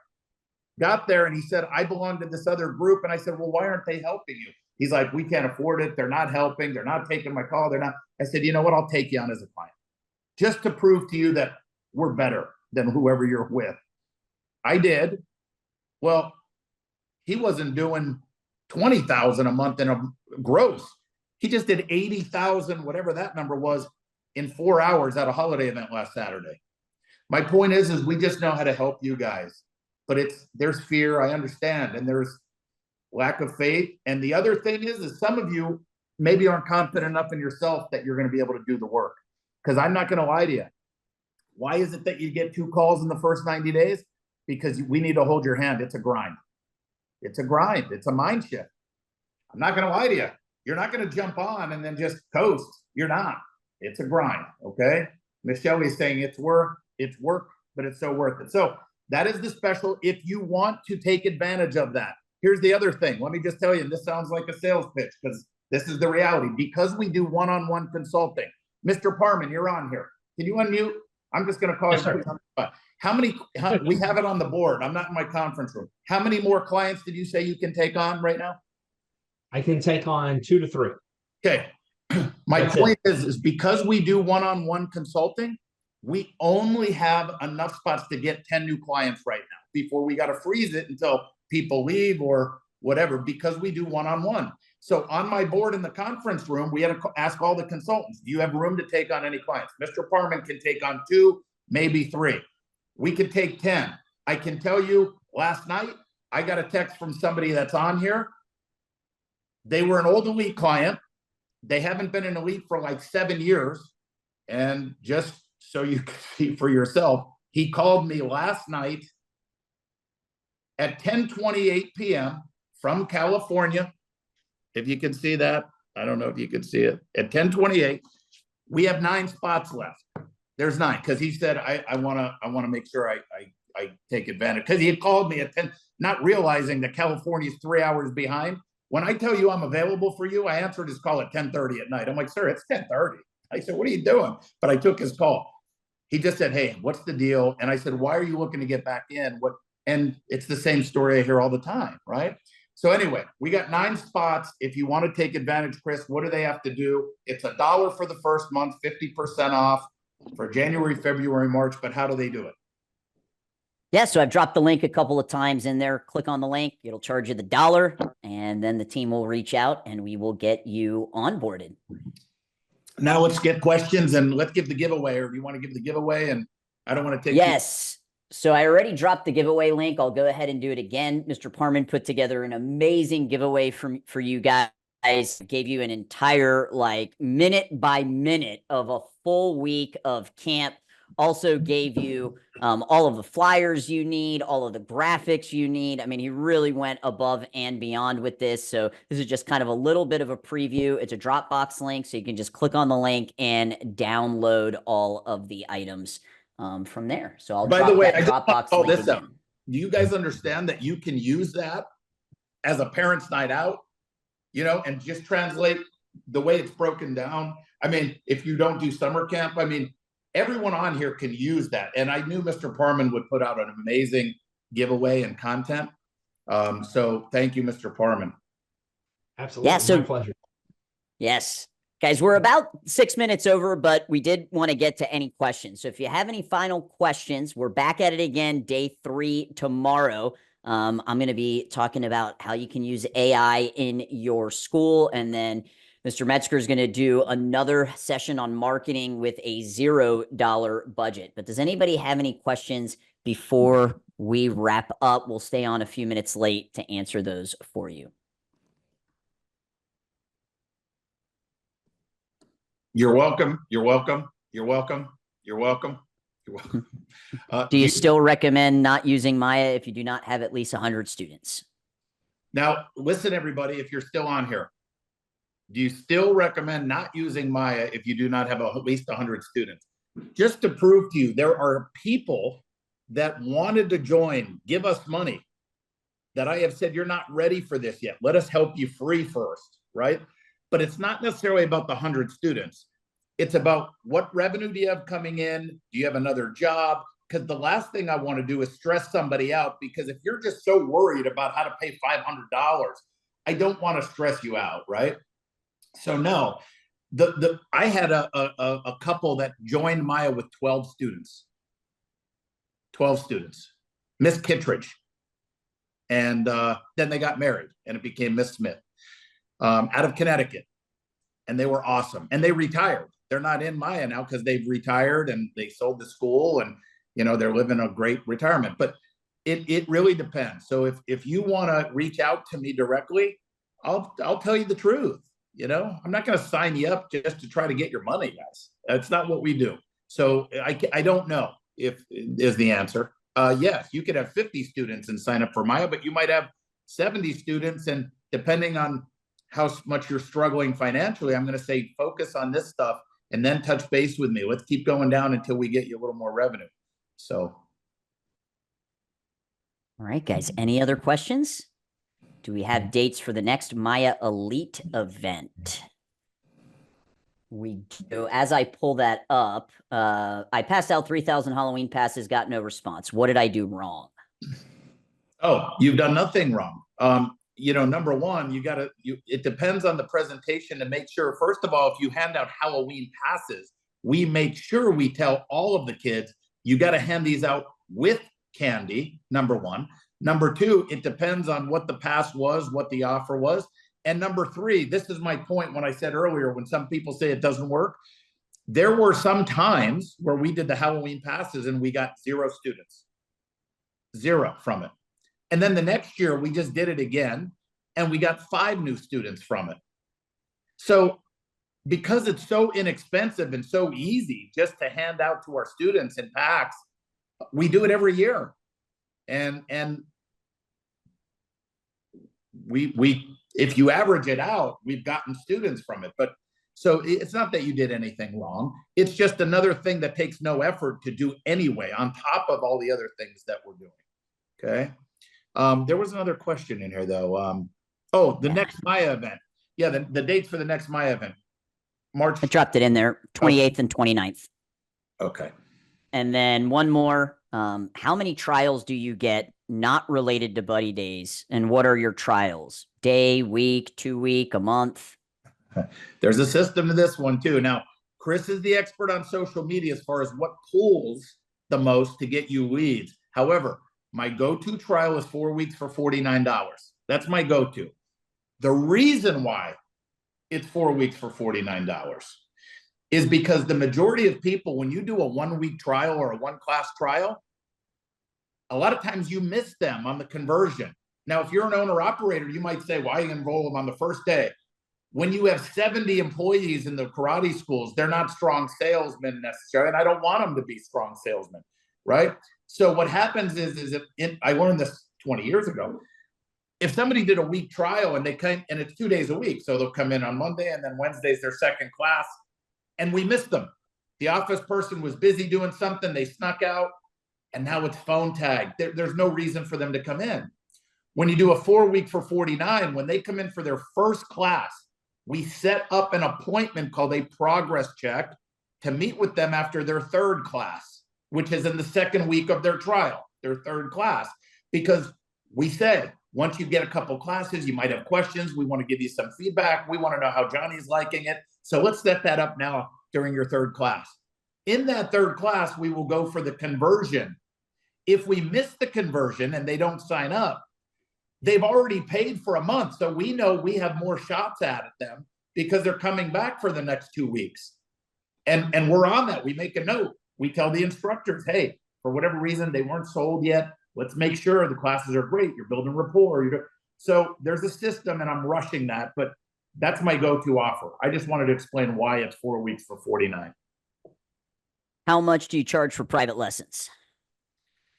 That varies too. Private lessons are in 30 minutes because if somebody wants an hour, they can always double it up. But it depends because we do packages. Thank you to one of our elite clients who, by the way, does an average of like 45 or 50,000 a month in private lesson revenue. 45 or 50,000 a month consistently in private lesson revenue. So I was his consultant, but I said, how are you doing that? So one of the reasons why we're so good at this is because we learn as much from you as you learn from us. The problem is I've talked to hundreds of you one-on-one and have become a funnel to systemize things. So private lessons, if you've never done packages, you need to, but sell them in a pack of 1, 3, 6, and 12. And you have to have reasons for why you have 1, 3, 6, and 12. Your one private lesson for a 30-minute private could be $60. I don't know what you want to charge. Could be $50. But if you buy 3, it's $5 less per lesson. If you buy 6, it's $5 less than that per lesson. If you buy a pack of 12, it comes out to $5 less than that per lesson. The thing is this particular person would sell packs of 1, 20, and 50 or something, or 1, 10, 20, and 50 or something like that. So he would be selling 50 packs for like $3,000 or something like that, or $3,500. I don't even remember exactly his pricing, but this is how he was generating so much revenue because he had built up a clientele that was doing privates 3 times a week. When they ran out of 50, they'd buy another pack for $3,500 or whatever it is. And if you had 10 of those people, that's $35,000. But they're buying twice, just 10 people during the year, maybe 3 times. So if they buy twice, that's $70,000 in revenue with 10 people at $3,500. So you'll learn all this stuff, right? But we got to take baby steps. All right. We got 3 questions left, guys, and then we're going to call it. So how many trials do you average monthly? Is there a certain amount that you're aiming for, Mr. Metzger? My gosh, guys, you know what? You can call me because I got 9 locations. This tells me trials, conversions, so it varies. And I have directors that are more in tune on the schools. Listen to me on this. We have the stats, right? But I don't care how many trials you get. And I don't care how many leads you get. At the end of the day, here's how many students we need to get. And how you get those students is up to you. You ask about trials. We get the majority of our students through mass enrollments. That's the majority of our students from mass enrollments. And there's a lot of ways we funnel people into a mass enrollment. The majority of our students come from mass enrollments as opposed to trials. I'd have to look at every school and how many trials, but mass enrollments is where we get our students. And do you do trials every week or start them one time per month? No, we're doing trials every day. There's trials every day. Like, we schedule trials every day. However, if you're a single school operator, if you have no staff and you're busy and you have classes and you don't know when you're going to do a trial, and what you do is just throw people in class and then try to enroll them in between classes or something, I would recommend filtering everybody to a Saturday mass enrollment to build up your student body until you can afford a Carly, a part-time person, to be in that office, part-time, hourly, from 4:30 to 8:30 or during your prime hours, that can do your enrollments and signups to where then you can have people take a class. So there's a system to that too if you're a single school operator. All right. And Mr. Costa, it looks like you have your hand up, sir.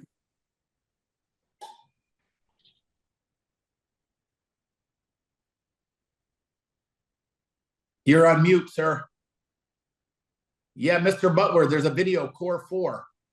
The Core 4, and reach out to Michael Perry or Stephanie, and you will get all the details on the mass enrollment. And Mr. Costa, you don't know how to do the unmute button. Neither do I, sir. Don't worry about that. I know. I'm not here to throw stones. But I'm sure it was a great question. Stay tuned tomorrow. We'll teach Mr. Costa how to unmute, and he will ask this mystery question tomorrow. Mr. Costa is, by the way, in the elite program. He's one of our members as well for a few years. And is there a contract with MAIA, or is it month to month? It's a 1-year program. However, this Ernie, listen up. You hate when I tell this. Ernie, unmute. Ernie doesn't know how to unmute either. Hey, I did, Mr. Costa. See, that's you have to do it. Hey, what happens if somebody is not happy and they don't want to be in the program? They're not happy. We're not fulfilling whatever. I mean, they're not answering their calls. What do we do? What do we do after we take them to collections and send the attorney letter? What do we do? Well, I drive to their house and right. And after that, but they have to talk to me. Here's the deal. Here's the deal. I always say when you enroll, there's no questions asked after the trial, but that's a lie because I always ask questions because somebody taught me that. I don't know who it was. That's right. Here's the deal, guys. We don't keep anyone in that doesn't want to be in. We don't do that. Ernie hates when I say, and I tell the consultants, when you come on in the first 90 days, if we're not doing what we promised and you want to stop before you make that full payment, quit. We don't want to keep anyone in here that's not happy. And typically, I'll tell you this, the people that quit, here, I'm going to be honest with you. The people that quit the program are the ones that aren't doing the thing. Mr. Parman knows this. Well, the consultants will say, hey, watch for Mr. So-and-so. Hasn't been answering his calls. He's not implementing anything. And that's the grind. Those are the people who usually quit. Am I accurate on that, Mr. Parman? No, sir, you're 100%. And the ones that implement are the ones that have been with us for years and years. I know Miss Smith was on here. She crushed it. And I think she put it in the chat a little while ago, but Miss Paula Smith has doubled their revenue, and they're coming up in May will be their 2nd anniversary, but they've doubled their annual revenue since they've joined Elite. At the end of the day, as I said, you either believe that we can help you, and then the second thing is you either believe that you're going to do the work or you're not. Because we didn't get in the martial arts industry to work business. We got in because we have a passion for martial arts. You got to make a mind shift. If you want to be, it's your why. How big is your why? How bad, like, what is it that you really want? How bad is that? And you're welcome, Mr. Butler, for the cookies. Okay, anything else? I think that's it, sir. We'll be back again last day tomorrow. Same link, same time. That's it, guys. Thank you so much. We appreciate you. Take care, everybody. Bye, guys. Bye. Bye-bye.